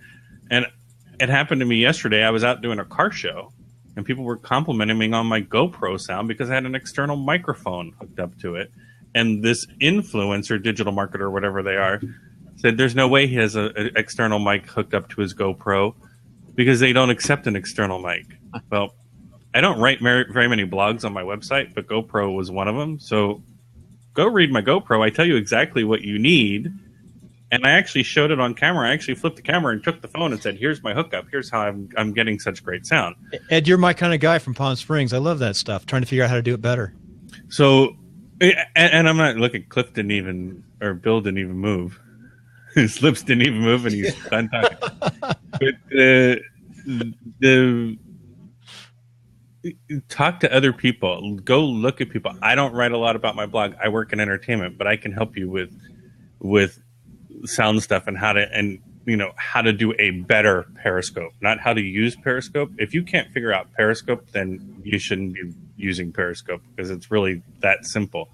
But there's someone out there who's charging people $300 for a 3-page list on how to put your Periscope profile together. If you've got $300 to spend, come spend it with me and I'll teach you how to get a better broadcast, which will get you better followers. That's good. So do your due diligence and do a background and talk to other people. And now that you have Blab, and I say it at the end of all of my Periscopes, whether it's a fun Periscope or a business Periscope, I give out my email address. My email address is the same as my username with a 1 at the end of it at gmail.com. And I've turned many questions I received from my Periscopes into Periscopes. So there are a lot of people out there that are willing to help you. Now, I'm not going to give you a full course, but I will answer some of your questions. But you have never once seen me sell myself on any of these platforms. I don't sell what I do. Well, I think a good takeaway I saw there was when you're looking at somebody, see how much they make themselves available. Are they just hiding behind a webinar and trying to sell their stuff, or are they actually making themselves available? So, I mean, that would be a good point. How available is the person you're going to pay $199 to for their course? Are you ever going to be able to speak with them? Are you ever going to be able to talk with them or at least send them an email? So, I mean, that would be a good point, something to look for. I've seen it, and just my particular experience with the person who's brought all this about is they wanted hotel space in Orange County, California. And particularly in Laguna Beach. And I have a lot of contacts down there because it's where I live. Never once did they call me. So their follow through told me a lot. Along with everything else I heard about them since I've joined Blab back in August, their follow through with me in particular told me about a lot on how they do business. So the stuff that I heard from the people that were fleeced and my own experience, that's not someone I would do business with. So when someone sets an appointment with you and says they're going to call you at such and such a time, and they don't call or text or email as to why they didn't call you at that time, and then they set up the next appointment, and they set up the next appointment and the next appointment, and those appointments never happen, stop wasting your time and definitely don't send them any money. That's just that's the crux of it. And I work in entertainment, guys, where everybody is as fake as the day is long. Yeah. What type of entertainment? Their job. I work social media, so I do most of my stuff is in my career started with reality TV, and now I have some celebrity clients that I help them out, and I do some stuff for some networks and some individual shows. So, okay, I've got a big question. You said Laguna Beach. Have you ever heard of Common Sense Band? Common Sense Band. No, I have not. Nick I. Okay. You're not real Laguna. I'm giving you a hard time. No, I'm actually not really Laguna. I'm Laguna by way of Philadelphia and Long Beach. Laguna Beach? Yeah, so I born in Philly, basically raised in Long Beach, and then moved to Laguna in the Laguna 80s. Beach is one of the beach. It's a Common Sense is one of the reggae beach, well known in town, multi-generation. But yeah, so it just do your due diligence and look at people and look at how they react and if they follow through on what they're going to say. And follow through is a big keyword there, because if you can't even get them to call you, or it takes them 5 days to return an email, there's a problem. I respond to emails within 24 hours. And in regards to my live broadcast, if someone sends me an email, I will actually respond to them and say, hey, you know what? I'm going to turn this into a Periscope. So it'll happen on this day. Just, there's a lot of people out there claiming to be, with the advent of live video, claiming to be something they're not. And we're all seeing these names that appear to have a great backing that we've never seen or heard of before we came to Blab or Periscope or Meerkat or Hang With or any of the other million live broadcasting systems. So, and Google is your friend, people. Mm-hmm. Yeah, it's changing the world. And talk to other people. I will not. I actually had someone last night who said that they were getting ready to buy a course from two people, and they wanted to know if it was one of those two people. I won't give you names, but I will, because it's not my place. No. But I will say, one of those, and I said to the person, one of those two people is one of the two people I was speaking about. Yeah. Right. But it's not my personal experience. Learning management systems is tough. Bill, you put in Common Sense Band or something. What is that? Hey, he's Laguna Beach. I was trying to give Ed, look at the Common Sense Band. They're pretty well known in Laguna. They're just an old-time band. In fact, today, Nick I, the lead singer, is getting the Athlete of the Year in Laguna at a parade. I'm very connected in with Laguna. I almost bought a place on 3rd Street a long time ago. My family is multi-generation Southern California. There you go. Bill Conrad, impregnated down there. So let me run something. No, actually, Catalina Island. That's where I was told it happened. Too much detail. Catalina Island is not Laguna Beach. No. He just said I was impregnated down there. You didn't get it. That was an inside joke with your mom or something, Bill. Yeah. I want to run something by. Don't leave if you're planning. I want to run something by the everybody here. We got 30 people here. Appreciate the community aspect of what's going on a Sunday afternoon, morning. And I love this platform. People come together and they want to know, and it's not all about watching Martin Shkreli sleep, which, by the way, there were 100 disgusting in the room last night watching him sleep and listening to Billy the Fridge. And I just popped through there just to shake my head and see what. Bill and I were talking about that. We can't. Why do people watch him? Either. Why in the world would anybody watch him or look at him as a role model? Yeah, right. Exactly. Well, that's another blab. But let's stay. Yeah. I want to ask you guys a question, not about Shkreli or anything. Here. 10 minutes of fame. He's an expert at sleeping and playing his guitar to himself. And if you guys want to really know about that, I'm gonna stop it with this. If you want to find out what Shkreli's about, look at the news about Thursday this week. Watch his actions. There's a whole thing on the government website. If anybody can pull that up, that'd be great for people to go back and watch that. Watch the lady from Turing. She answered questions. He did not. He pled the fifth on everything except how to pronounce his last name. And then tweeted out right after he left that there are a bunch of imbeciles down there. And look, I'm not a big pro-government guy. I think there's a lot of trouble with this, this democratic system, as they call it, with money.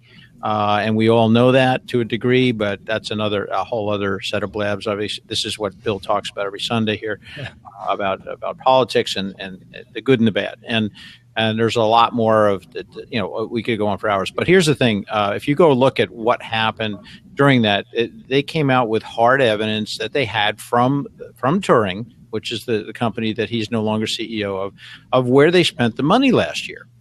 that even just for that short amount of time of raising the price of that one drug and other drug, whatever, and that they aren't putting it into R&D. That's the bottom line. It is a whole spiel that he's trying to be say, oh, we're looking to do better for those 3,000 people that are on this drug and other drugs. And it's all of smoke and mirrors. I mean, it reminds me of the last 24 hours here. But regardless, I want to ask you guys a question. And this is a tough one because I've been thinking about curating for a long time for people.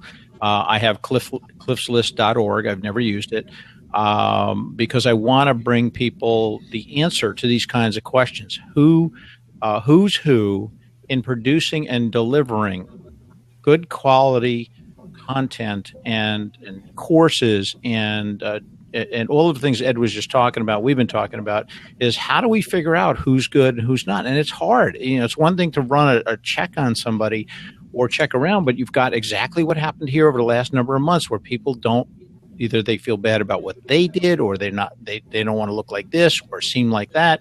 And this is a typical thing about humans is that they don't want to feel like they've been taken and then announce it. Hey, look, I got taken by, so-and-so. And or they don't want to upset the apple cart. That they don't want to upset Vicky. Say, hey, Vicky, guess what? I hear that he took money from somebody, or he never paid them back, or was going to get punched in the nose, or and there's a pattern developing here for many months on all across platforms.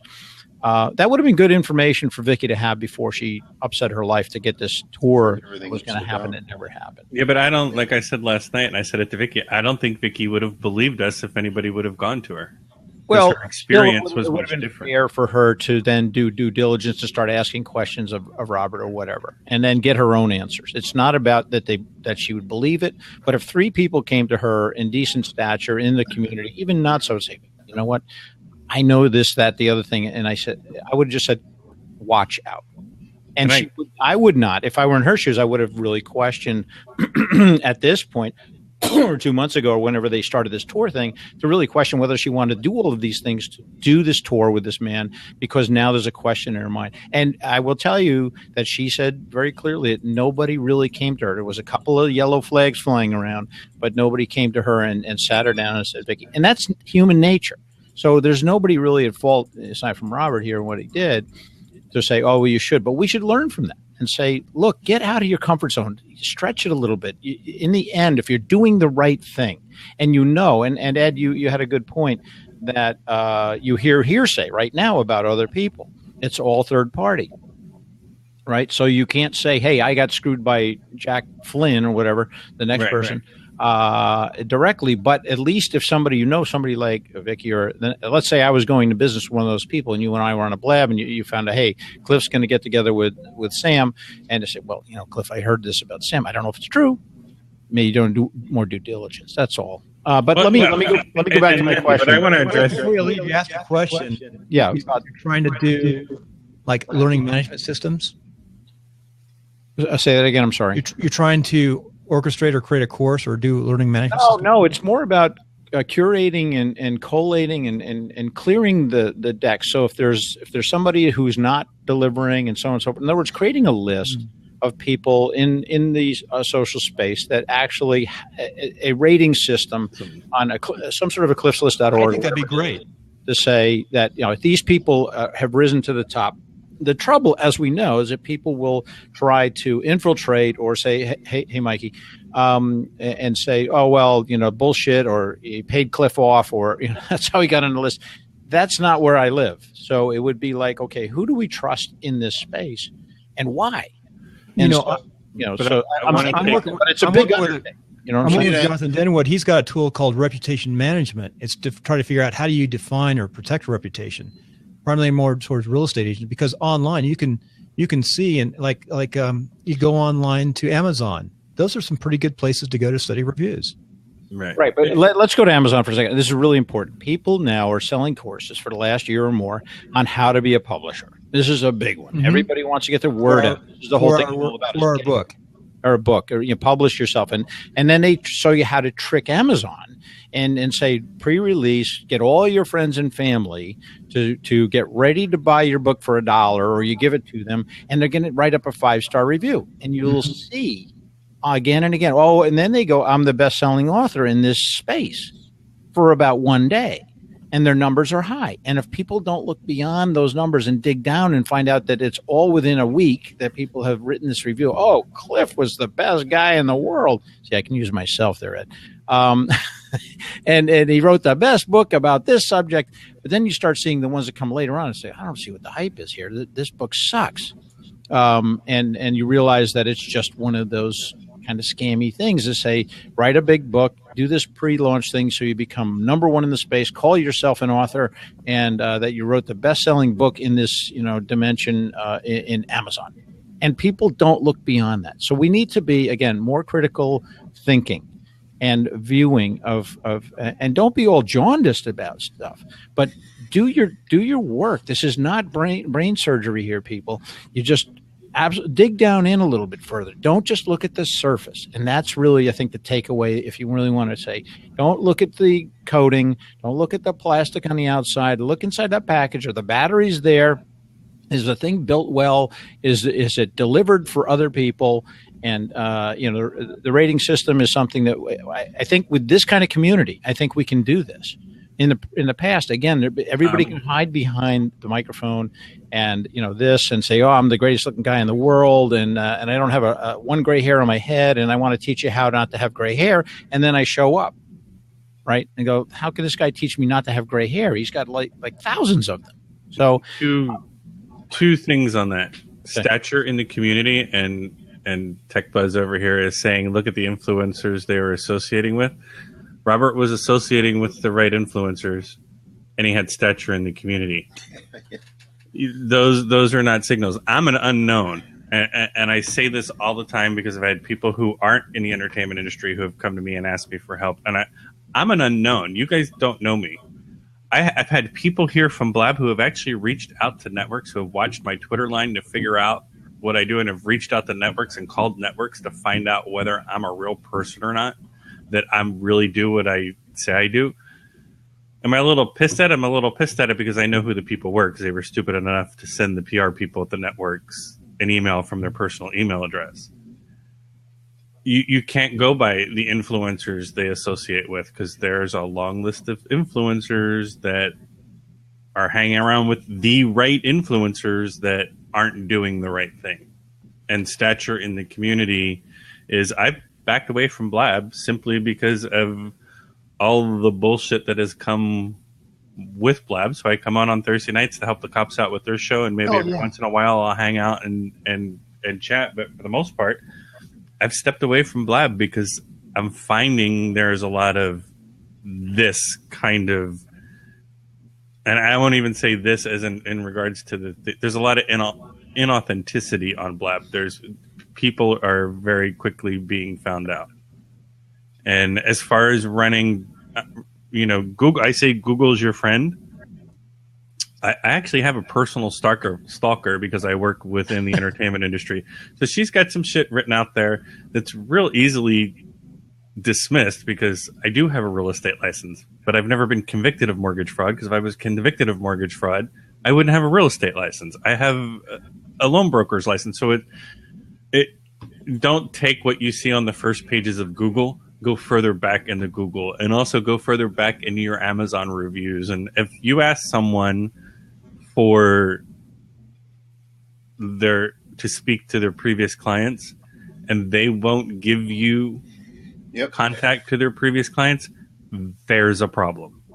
And that's my real estate guy coming out. There's a problem.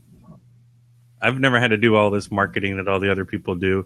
I got invited into what I do from a friend of mine who taught me the entertainment side of social media.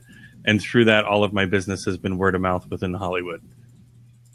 I don't have to market. So when I found Blab and found all these people, I'm like, wow, there's a lot of people out there that I could teach what I'm doing. And I'm looking at some of these influencers, or whatever they're being called this week, and they really couldn't find their butthole with two hands in a map when it comes to social media.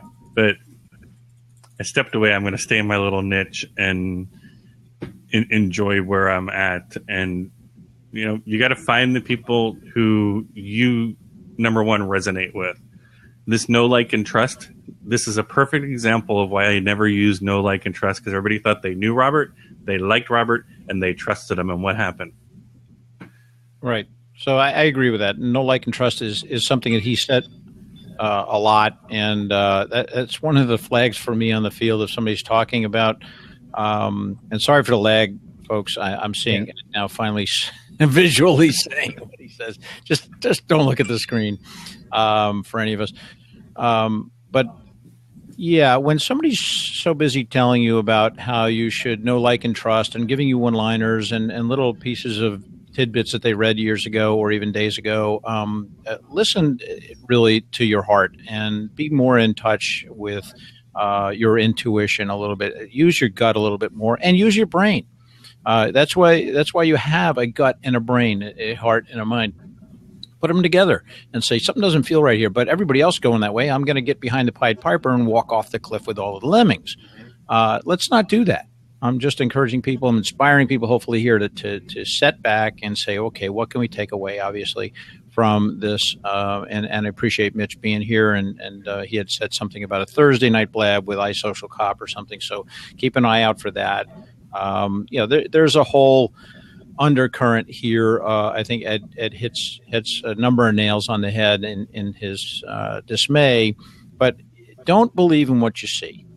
Believe in what you feel, and then do your due diligence. Whether you're going to spend $97, if you're going to spend $27 on something, that's fine. If you've got the money, that it's not a big deal. If you're going to do more and you're really going to look for something that you can leverage yourself going forward and want to do better and get your message out there, whatever you're trying to do, don't just throw money at people. No matter where they stand, no matter how good they sound, get comfortable with them directly and make sure that there's not something uneasy about that connection. I've interviewed a lot of people, and a lot of them have been scammed, the people I've interviewed. And one of them is a guy who's an engineer, makes over $200,000 a year in his engineering. He may not making that now. He left Reno. He came here for a couple of years, went back into the oil fields, and his girlfriend works up in the North Sea. But he spent $32,000, and I'm not going to mention the guy's name because you would know it. It's one of the top 5 influencers, I would say. It starts with a B, and he has these big expensive courses, but he spends like 16. He bought like lists with 20,000 people on lists from folks, and he just got taken $32,000. But he did it himself. He bought the products. He thought he could do it. He sort of got out of the oil industry, and now he's gone back in. But he tried to build an online influencing course, and he's a very positive guy, very good speaker. But I see that. I interview a lot of people. It's about the timeline of success. So a lot of people I interview have written books, or they're trying to do something. And I don't know. It's out there. You can be smart and still get taken. Yeah. Elise says, hey, nothing new here. Conversation doing is no new info. Basics of doing business is buyer beware. Well, that's easily said until you get into the people get enamored. People get focused in on, starstruck. Yeah, about status and where they seem to be, and people are following them. And that's the lesson here. Is it's not all what it seems. It's the packaging seems okay, but if you really do your due diligence and be more critical for yourself and your protection, you're right, Elise. This is old news, but sometimes we need to be reminded that we need to go with our gut and our brains, use both of them, and do your due diligence. And again, this is nothing new. This is a good wake-up call for us, especially with this newer platform where people are coming out, and you can either try to take advantage of people in being out in front, and people say, how did he have time to work when he's busy just creating all of this presence? Well, he didn't. He was so busy creating the presence and containing all of these lies and whatnot that he spun. And again, I've told people here last night and today, my brother, he's passed on, but his life was like this. He was a sociopath for a number of reasons, and he would lie everything he would do. And it impacted a lot of people in our family. And around him in ways monetarily. He would get other people to feel sorry for him, using his situation with his kids and so forth, and spinning stories all the time. I mean, the amount of time that Robert or my brother put into keeping the lies afloat, and especially with Robert in front of all these people saying, well, how did he do that? Well, that's, it's a testament to his brain. If he could focus his brain on delivering product and what he said he would deliver instead of more lies. But once you get down that spiral, it's hard. It really is to come out and say, look, I'm going to spend, Ed gives me $100. I'm going to give him the time. Somebody give me $2,800, $1,500 to do a website, whatever it is, and deliver. He's too busy trying to figure out the next thing to do and how to cover his trail. That's the next way to get his money. Yeah.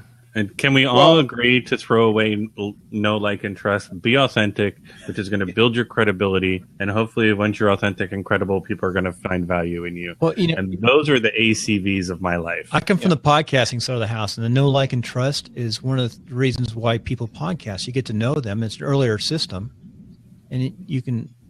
It's really weird watching the delay right now. Yeah, don't watch the screen. Don't watch us talk. We're just talking with delays. But the know, like, and trust, I think is still viable because that's what we're doing here. I mean, I trust Mike, and we've never met anybody face to face. We've done a show on my show. We talk to each other all the time. I've known, like, and trust him. He's a friend. We're into sports too. I think he knows me, and he's watched enough of me. So I know, like, and trust. There's nothing wrong with that. But this live broadcasting has changed that because you can hide behind a recorded podcast. You guys are a little different. I'm talking as the audience. You can hide behind a recorded podcast. You can hide behind text like Twitter and Facebook. But once you come live, you can't hide who you truly are. Once you start the live broadcasting, you can't hide who you truly are. You can for Robert did so long, that's right?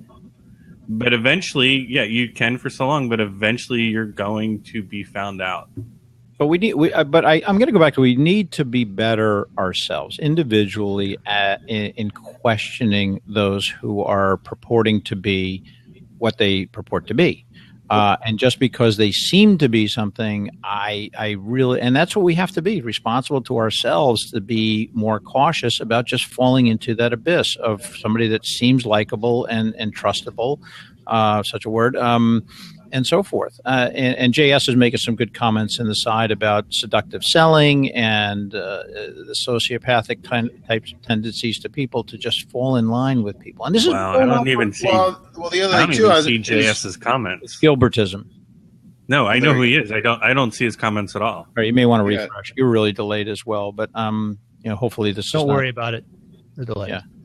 It's the thing that I saw, and I mentioned this earlier. You got people, they want to be one of the cool kids. They see this platform and they see somebody that they can maybe learn from, so they can be one of the cool kids, that they could be part of the club. Yeah. And so they don't listen to their gut. Right. They're going on emotion, and they don't listen to their gut, and they go and they buy something, and again they feel that it was their fault when it didn't turn out. And geez, I'm still not one of the cool kids. I'm gonna go find somebody else that I can. David Vaughn is in the side, and he's throwing some good things in there. Your intentions are to deceive, and you can do it anywhere. No, like, and trust means be informed. And that's exactly what we're talking about here is get your information. Don't just because I'm up here sounding good doesn't mean that I'm the guy. I'll tell anybody anything. Anytime about myself. I'm well known, around these parts now because I've been on the camera a lot and just supportive of the community and evangelist, whatever you want to call me. But I love this platform because it really cuts through the nonsense. If you're wide-eyed, if you're gonna go in and go, okay, I'll go with the guy who's talking the most or making. And one of the things, the red flag for me with Robert was Meavy. When Meavy came along, he was the band leader for this thing. He was talking out his butt about it. He didn't know anything about it. He was trying to be in the front of the room all the time, bring in Tomer all the time, and just be the guy to lead the new charge, to try to be in front of the room on it. And I started scratching my head even more. And again, I'm very wary of people, and I'm very alert. I've been doing this for 40 years of doing profiling and looking at people really underneath the surface. So Robert never got inside of me or anything. I avoided him. Again, if I saw any red flags, I would have alerted people, but I just kind of avoided Robert. I kind of rag on him a little bit here and there because I never saw any content. Every time he was delivering something, it was just fluff. It was just talk. And half the time he was saying things that didn't make any sense. And I knew that, but again, he wasn't taking money from anybody I knew or anybody, I didn't know any of this was going on. You had no reason to question anything. Well, I didn't. He was a non-entity to me. He really didn't impress me much at all at any time. But I didn't know that it was nativity or naivety. I think. Naivety. I think he's saying. Alex Harvey. Credits due. David Vaughn. I'd love to have David in. Alex, no offense. I just jumped David in here. Thank you, David. Welcome. Hey, Dave. Hi, guys. There he is. Adjusting his light. Thank you for that. Yeah, no problem. Sorry about that. It's all right. So let me ask you before you weigh in on whatever you want. What do you think about a curation list? Does that sound something interesting to you, David? A way for people to come to the community. Let's call it a blab. Cliff list. An Angie's list. An Angie's list. I don't trust Angie's list, by the way. But it's designed. But the idea, it's not going to do anything. It's not going to do any good. I know where you're going, so I'll jump in here. Can you read it? Through the blab, the internet, the history of ever. There have always been people out there who have wanted to deceive, and if that's their true intention, then they're going to deceive. And if you are a sheep. And that's not being mean, so I'm not trying to be mean. So here's the thing. Sometimes we do things without being informed. Sometimes we do things and we try and be as informed as possible, and things still happen. And when they do, it doesn't make you a bad person. It just means something happened. I know Robert. I know. Did I invest in the whatever there was, the tour? No. But I've invested time with him. I still count him as a friend. I don't know what's going on. I know that there are things that are going on, and that he needs help as well. And I understand that there's people that are hurt. There are people that are invested that didn't have the money to invest. There's all different things, but a curation list is not going to do any good. Who's going to maintain it? Who's going to, then it becomes a question of, okay, well, are you on the take for maintaining the list and getting this certain person on there? Just like somebody said about Angie's List and they don't trust it. I don't trust Angie's List because I know people have gotten crap service off of people from Angie's List. So I'm not trying to jack it or anything like that. I just thought I would come in and say a couple things because I know that this has been going around. I didn't find out about it until this morning when Robert did his blab. Right. I appreciate. I know you've been around a while, David, and you've got sage advice, and I've watched you a few times, so I appreciate you. Snake oil salesman, exactly. See, that's what I call Grant Cardone. What? And some people know who he is, and some people don't. Yeah, I call Grant Cardone a snake oil salesman. Oh, okay. I do.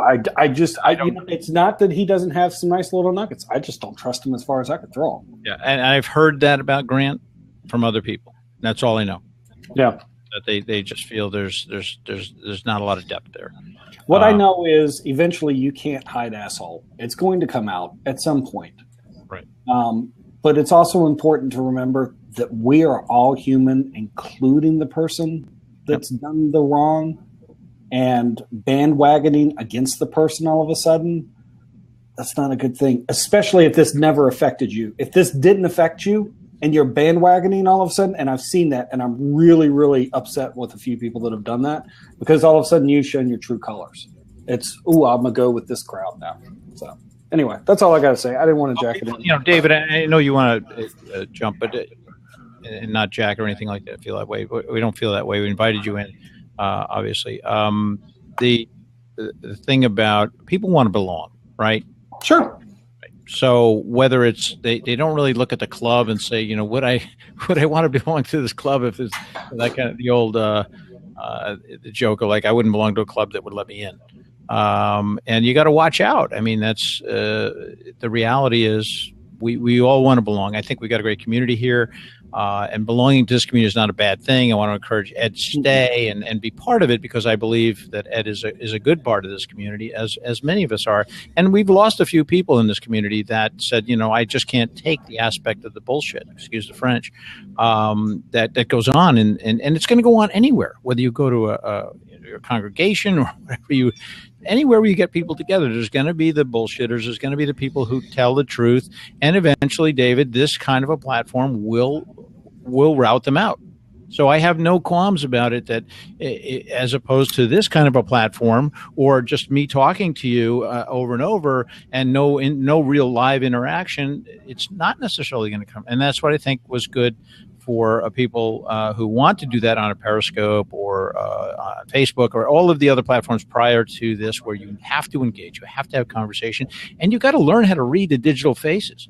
Aside from the delay right now, and it looks like Bill is back in sync again, that we, if we're in sync, we can actually see, David's rolling his eyes at Cliff, or, Cliff doesn't look like he's telling the truth, or he's fidgeting in his chair, even though I'm at a standing desk, by the way. So if I'm moving around, it seems. You have a standing desk? I'm at a standing desk. I'm going to buy one of those. That's my next toy I have to buy. It's great. And you need to have something comfortable. I stand here for 18 hours a day. Who's talking? Cliff, wait, when are you going to do a Timelines interview, Cliff? Oh, it's Bill. Okay. I was like, I heard the other voice and I didn't see. I know, it's a delay. Oh, that's wild. I got to get this blab delay fixed. Hey, Cliff, honestly, here's Rob Stearns. If somebody listens to the first 3 or 4 minutes, that link I just put in there, you can see that I'm trying to be nice to people. On my interview, I try to, trust them, know them, and build them up. Listen to the first 3 or 4 minutes of that interview, but you need to do an interview too. I learn a lot about people when I interview them and follow them. Mm-hmm. Mm-hmm. And you know what I really learn about? In podcasting, it's amazing how many people don't rate my show after I interview them. I mean, that's like a slap. Why won't you go up and rate the show, or at least look at it? They just get on my show and they leave my show. If you interviewed me, I didn't rate it. Is that what you're talking about? No. I haven't interviewed you, Cliff. No. If I did. No, but in podcasting, people don't. I mean, it's amazing. I only have 41 ratings, and I always put it on there. Can you please rate? It must be just too hard for them to rate on iTunes. It takes a few minutes to figure out. You have to have an iTunes account. And another thing too is, iTunes is a unique thing too. We're talking about Blab here, but iTunes gets much, much more activity than Blab does. I mean, 10 to 1. Yeah. And the reason why is because of smartphones. People have smartphones, they download them and they can listen to them whenever. Yeah. So what's interesting about this platform is this is my platform. And I tell people the other day, I'll tell them anybody, I'm not a social media guru. I didn't tweet much before this. I've been and I will never profess to be what I'm not. And if I don't know what it is, I'm not going to bullshit you. I'm going to say I don't know the answer. But you know what? David knows the answer, or Ed, or Mike, or Bill. And I'll send. And that's what I've always done. I've always been that guy to go to. Like you're a minority, just to let you know. I know that. I'm just saying, and this comes from a tech world, so an IT background. So in the IT background, it's a very fierce environment. There's a lot of fear that if the person doesn't know what they're doing and they admit to that, they're going to get fired, or, they'll become, a pointless person to go see or something like that. And it's that way in everything else. So when you sit there and I do the same thing. I'm the type of person, I don't care. If I don't know it, I'm not going to waste my time or your time. I'm going to let you know, hey, here's where you can go. You're in the minority. So. I understand that. I've always been the minority. I've always been the rebel. I've always been the guy that's outside the box. I thought, well, how the hell does he live? Well, I live from an aspect of I rely on my integrity and my credibility. And I built a business over the last 11 years and made a ton of money taking care of people like they've never been taken care of in IT before. And I've never advertised one single nickel worth, not once in 11 years. I did it all on word of mouth. Now, the beginning was tough because you got to do it, it builds, but people just felt comfortable with me. And you talk about trust. Everybody was referral. So immediately I walked in with people getting referred, say, Cliff's a great guy, you can trust him, and so forth. I'm in people's computers. I know more than their spouses know about what they're doing. Mm-hmm. They have to trust me. And you know what? I rarely have that conversation with people because it's a referral-based business. So David refers me and said, it's okay, Mike. It's, I was looking at porn or whatever, and he knows it, and he was cool. He didn't tell. But that discussion never happens, really, not with me, because it's all referral. But the point is that I never out anybody, and it's always respectful, and I meet people where they are. And this is what it comes down to, I think, going forward in this platform, whether it's Blab or the next one that comes along. And there's more of these platforms coming, is that if you're feeling the resonation, and somebody else said, if you resonate with somebody, you're going to kind of listen a little bit better. And then maybe should I like them or trust them? It's more of a gut brain reaction. And yes, I know I'm rare and so on and so forth with respect to how I treat stuff, but I'm not going to bullshit anybody because it'll come back and bite me. And this, Robert has been living in an area, and my brother, his entire life, that I can't fathom going to sleep at night with that kind of a conscience to say, there's no way I could take money from somebody and not deliver or over deliver. And that's what I always did. So I've got 650 clients in the IT space, most of them home users. And I've worked with everybody from parents to keep their kids safe, what to do, what not to do, what are the best ways to go. And that's why I appreciate Mitch Jackson. What he does is from the aspect of taking care of those people who can't defend themselves. And right here, Elise keeps coming back. I can't believe how dumb people are or naive. This is the human nature that we're talking about, is that we want to trust. Nothing new. Nothing new. We've all been dumb. We've all been stupid. Yeah, we've all made mistakes and trusted those we shouldn't, and we're learning from that again sometimes. And sometimes we need to be hit over the head with somebody like, well, everybody kind of looked up to Robert or felt that he was trustworthy, and so forth. And it is a sheep's and wolf in sheep's clothing among us. And again, I'm not here to beat up Robert. I don't know his truth and all of that. But when you have an ongoing for months and months and months that we know about now,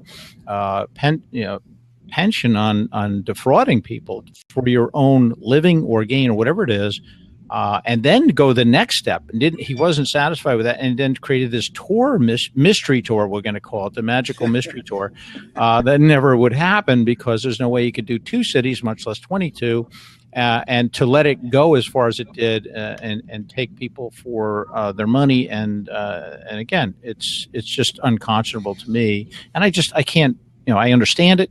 I understand sociopathy and psychopathy. I've been working with people in that area for 40 plus years. So I may not be a social guru, but I'm a guy who can figure stuff out. And I love meeting people where they are. That's my biggest challenge in life. I was a recruiter for 15 years. And to be successful as a recruiter in executive recruiting space, you need to be a good listener. We didn't have this even years ago when I was doing it in the 90s, starting in the 80s, actually.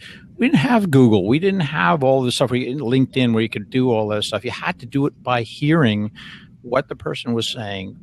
The manager, the recruiter, the company, the candidates. You had to be listening really well.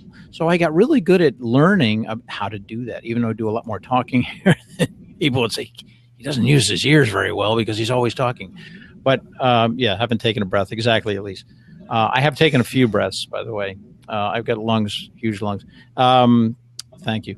But no, I appreciate what this is bringing to us. Not Robert, but this platform and the ability to really, I want to encourage people, inspire people to use their gut, use your mind, be critical. Don't be jaundiced, but get out there and just pay attention, and don't take the sort of, be informed. But get informed. Don't be informed by popularity and being part of something that everybody else is walking behind this person or saying, okay, they're there. They're always in front of the curve and so forth. There's another client calling me. I'm going to pop out. As we finish up, this went a lot longer. I'm actually going to set up a new office here, and it's Super Bowl day, so there's a lot going on. I'm from Reno, Nevada. Mike is up in Stowe. And Dave, where are you from? North Carolina. No, that's right. NC, I saw that on North Carolina. We don't know what's a little bit about you, Mike, before we leave. What do you do? Oh, myself? Well, not Mike. Mike, go ahead. Yeah, we know what you do. Well, just go with Dave. I meant to say Dave. Dave. Yeah, just really quick. My brain was on delay. I was looking at and I think you're synced up here a little bit better. But yeah, some of the points that Dave was making, it was what I was mentioning before in the show is, okay, what's the good takeaway?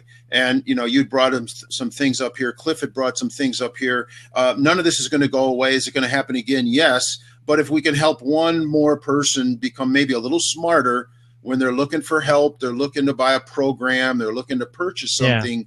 I think we did our job. I don't think there's an answer that's going to eliminate everybody from never getting scammed again. Yeah, I'm dropping something in here right now. What do you think? You got, who knows of this business? But Dave, if you just want to give a quick, how do you do? And then, we're going to jump off of here in a little bit. Real fast. Social Media Examiner. I've heard, there's so much stuff out there. You stick it up and you do have to be careful what you say. You can't put out false information or damn some business or person without knowledge or fact. Right. That happens a lot in politics, by the way. I do the political interview and I always ask people, where are your facts? What's your information? You just can't be hearsay. I didn't hear it on Facebook unless it's your opinion. If you have opinion, that's one thing, but your opinion should be founded on some type of fact. But like I put some of these conferences are very expensive. I live in Reno, up the hill in Tahoe. They just had a very, very expensive conference, which a lot of wealthy people went to. Stuff like that. Anybody know of social media marketing world? Yeah. What's your feeling? Oh, it's a good conference. Sue B. Zimmerman's been there. James Wedmore's been there. David Simon Garland. Both the Duncans. Over the years, there's been various different people. Chris Brogan, Scott Stratton. So that's actually it's been around for a while. And that's another thing is that, and that's why, honestly, like with Periscope Summit, there is no way I was going to invest in that. Because it was just too new. It was too new. Yeah. And what was going to start out expensive. Yeah, and what was the gist around it? What was the theme and all that type of stuff? It was too new for me. And then they did another one, and now they've switched over and they're going to do something else. And it is what it is. What do I do? I'm a sidepreneur. I've got over 25 years in the background of technology, communications, and hospitality. What I'm doing is stepping away from that, and I help entrepreneurs understand that loving their story above all others helps them to achieve the successes in life and business. There's the elevator pitch, but I could go into it. Mike's seen me before, several people. I've got a blab show that I'm doing now Monday through Thursday called Now What's Next? In fact, Robert is supposed to be a guest on there on the 15th. I think the 15th. Robert, yeah. One thing about Robert I was going to mention, and this was mentioned earlier, and I started to believe this more and more. I'm kind of the guy who likes to sort of figure out how to do everything myself, and that's a bad habit. And you really have to rely on finding, I think, in retrospect, maybe a coach or someone really to help you. I followed John Lee Dumas because we were both in the Army. Mm-hmm. We were both in combat. I followed him to see what he did. He was slightly ahead of me. I'm a lieutenant colonel. He was a captain. He lost people in his platoon. I know a lot about him. And I followed to see how he did it. But I believe that what he did, that a lot of people don't do, he went out and did his research. He made mistakes, but he found the right people to help him coach and go through, and he added his talent. So I think you really need to stand on the shoulders of others to be successful, no matter who you are. Oh, well, we all, well. But it's hard to find the right people. I won't go into, we're pretty much all fraud speech as it is. Because we all, it's hard to find the right people who you connect to.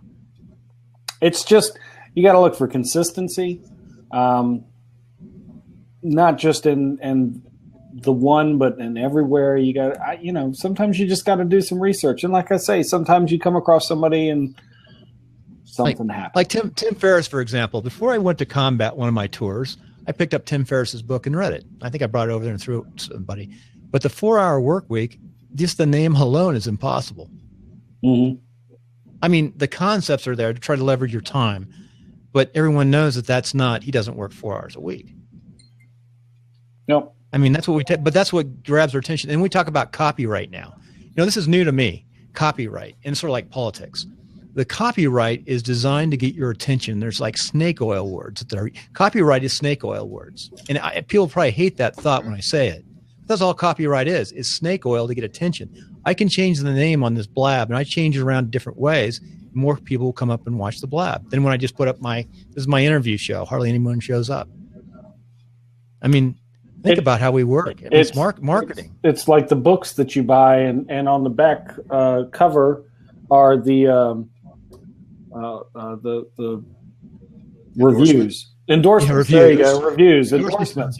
Most people don't realize is that most of those are paid for. They went out and got them somewhere, and Fiverr or whatever, and they paid people to write what it was.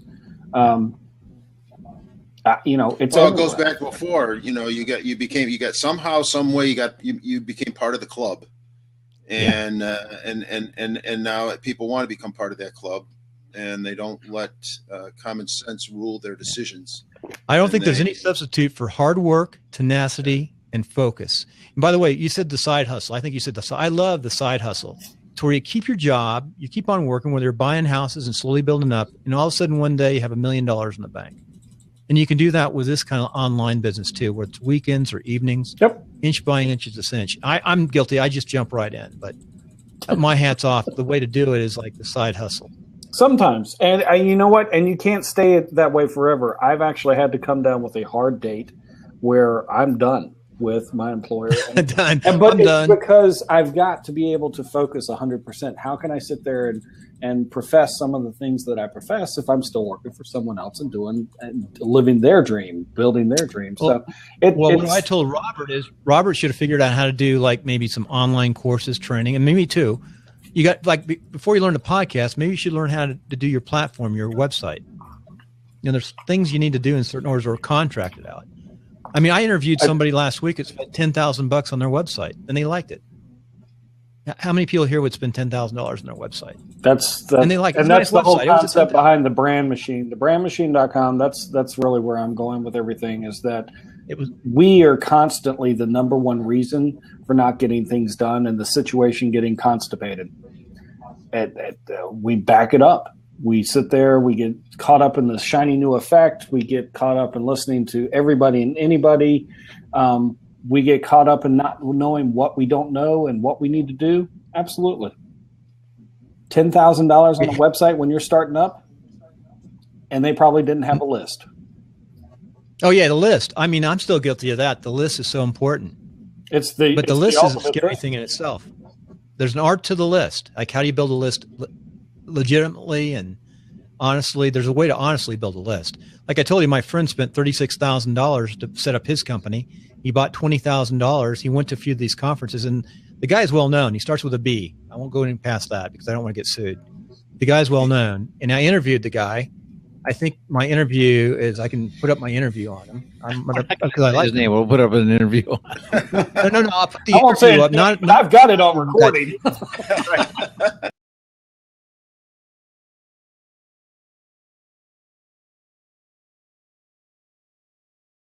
Nothing.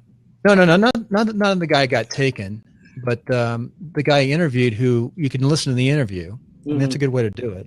Try to figure stuff out. I mean, I go back and look at I should write a book off all my interviews someday. I will. I mean, it's so eclectic. And some people have been taken. Some people have succeeded. I'd like to go and look at these 200 people I've interviewed and see how many really succeeded in life. And what's the definition of success? It's just like, and I was just having a conversation with Art Jones about this a little while ago. He and I have really connected. And I can't stand seeing recently, well, it's not recently, but it's more and more and more. This is one reason I actually abandoned Periscope for a while, is that all of a sudden everybody popped up about how I made X amount of dollars in a month, or how I made X amount of, and it was like all of a sudden the crap email I didn't want to get was already coming into the Periscope, and the marketers were horning it out. And I always ask people, I'm like, well, that's fine. Is that potential or is that recurring revenue? Meaning, did they actually get that amount, X amount of money that month? Most of them no, because they do payment plans, because that's the thing. Right. If Coach Jenny's watching, there's your air quotes that she hates. Or what did they make the first 9 months or 6 months or whatever, and what are they doing now? It's like if money's your focal, it's like all of a sudden I'm watching Jerry Falwell. Yeah. Then we get into politics again. There's a lot to this online money business and politics. There's a lot of similarities. Or the Jim Baker, the TV preachers from the 80s that were, scamming people. They're still out there. Oh yeah.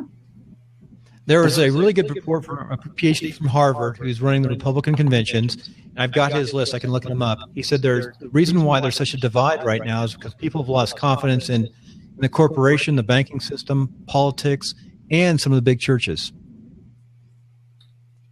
And that's why they get this weird cycle right now in politics. Mm-hmm. So, Bill, if we want to try to kind of put a bow on this here, I'm going to turn to David and Cliff and just ask them.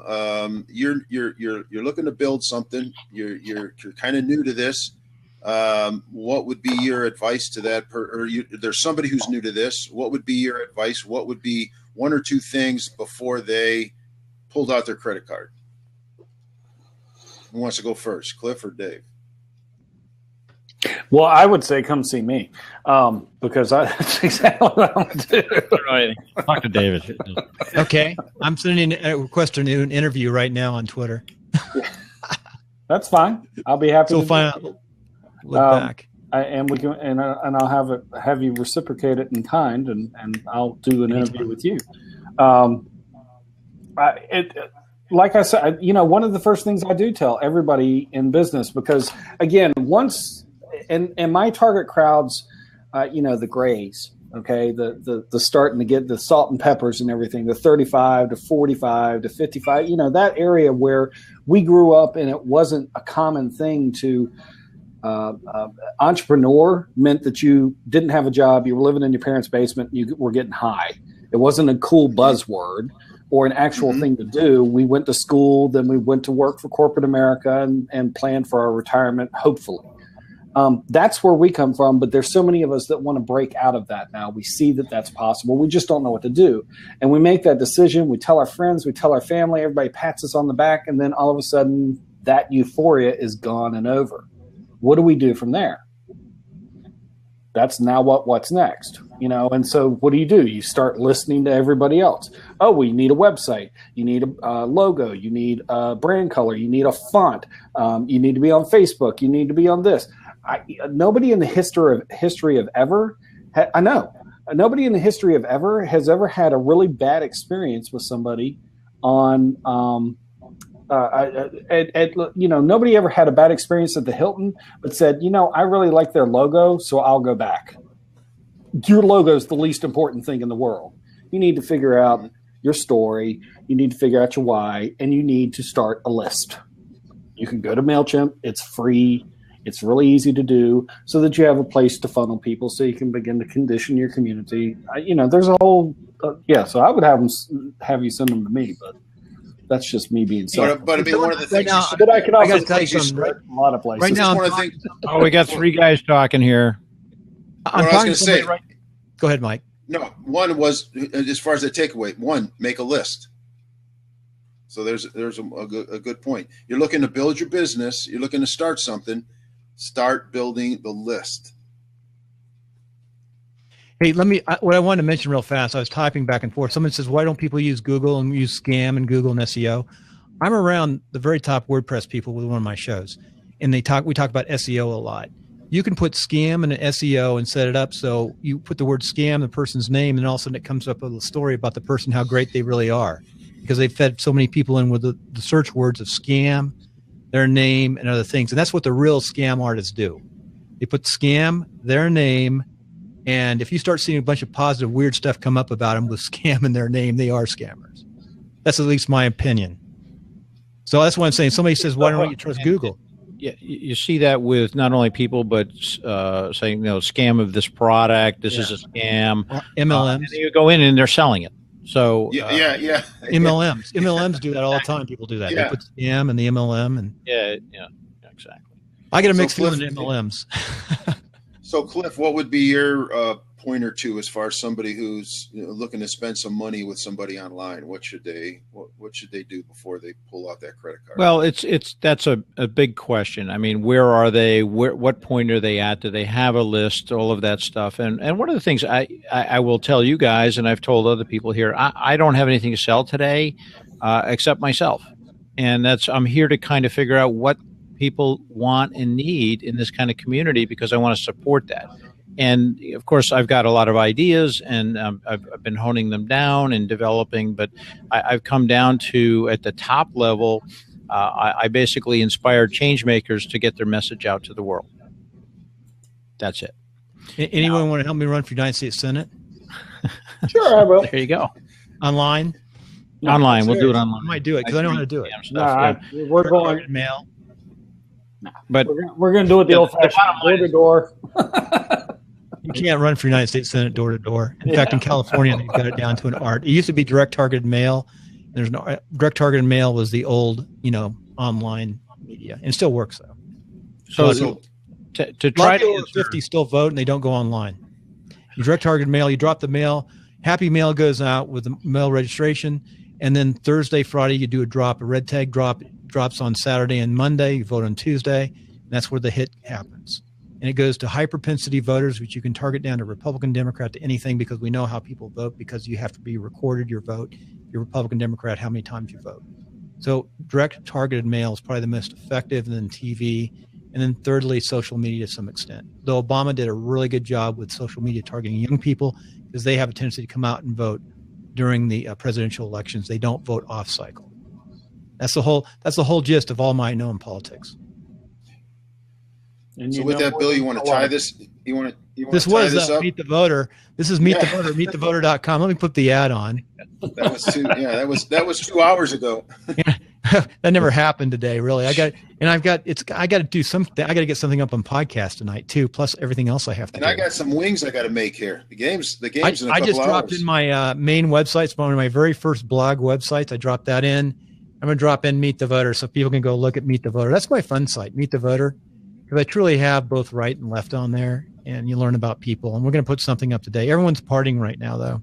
It's a bad day for the people who are on today are the real die hard blabbers like us. Yeah. We're the goofy blabbers. My wife is saying, like, what are you doing? Probably we're supposed to be moving to the new office here and then getting ready for the Super Bowl. Or people don't care about the Super Bowl, right? Or teams not I'll watch. I mean, sports. There you go. Unless they got some squares. They bought some squares. You got to get your numbers. Oh, squares. Well, you never done the squares where you got you fill a poster board up and you got 100 squares and you put your initials in there or whatever. And then once everybody buys a square, you put the NFC and the AFC down here, 0 to 9. So let's say your number's 7 and 7. Okay. So if the end of the first quarter it's 7 to 7, you win. So that sounds like a scam. No, it's guaranteed. It's a pyramid scheme. You're in trouble. We should talk about the banking system next time. Scamming banking system and online, tie it all together. I would love that. I'd love to go on. And Wall Street. Wall Street money. How does it work? Has anyone ever made money trading online? Yeah, the brokers. Go see The Big Short. Or maybe pull it up online. Great movie. Mike and I agree with houses, long-term hold philosophy, buy and hold for real estate. Hey, well, let's see you guys. Have a good Super Bowl. Hey, it was nice seeing you guys again. I want your sympathy. Thanks I've got to go edit something to get up on podcast tonight. And Blab, please. I love you, Blab, but let's fix this delay thing. Yeah. It actually is working fine right now. Yeah, I've had delay the last 3 or 4 days. I was wondering if it was like my internet connection or something. I think it's a blabs. Yeah. But Cliff, we'll see you. David, good seeing you. And Bill, we'll talk tomorrow. And thanks everybody for checking in. 108 people, 32 online. Take care.